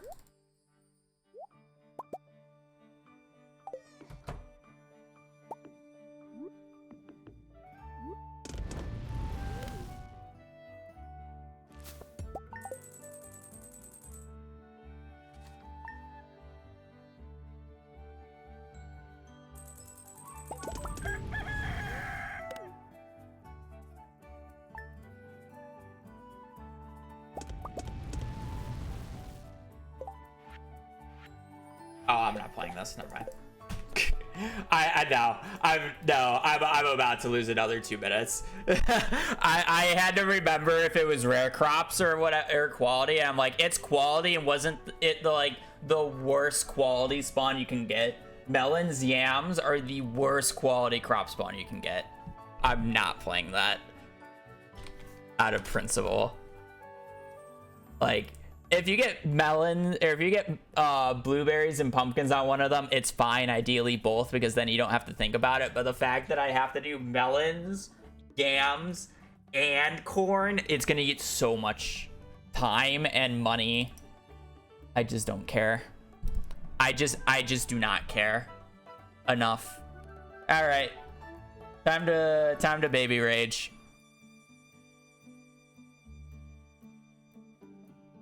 Where are our books? Let's look at enchants first. Oh, first try artful. Oh boy, you guys know what's coming. Mining monthly. Okay, good start for the resetters. All right. Well. Yep, that's 21 days apart. Well, unfortunately, we had the books. Winter 7th here is going to be a bait and bobber. Did it get 1%'d? Or was that on the 12th? Oh, I think it got 1%'d.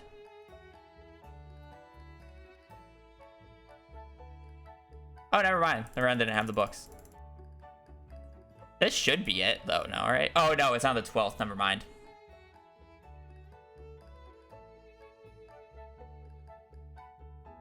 Yeah, it's on the 12th. Wow, I failed the winter. Oh, I guess it's a 50-50.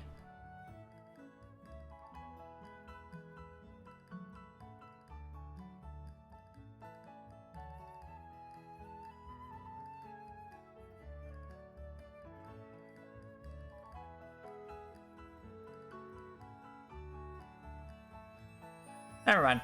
Good reset. No baby rage. Yeah, I'm gonna peace though. I am mentally out of it. Kind of unfortunate start to today's stream. It is what it is. Hopefully tomorrow goes better and I don't get a really horrendous mines.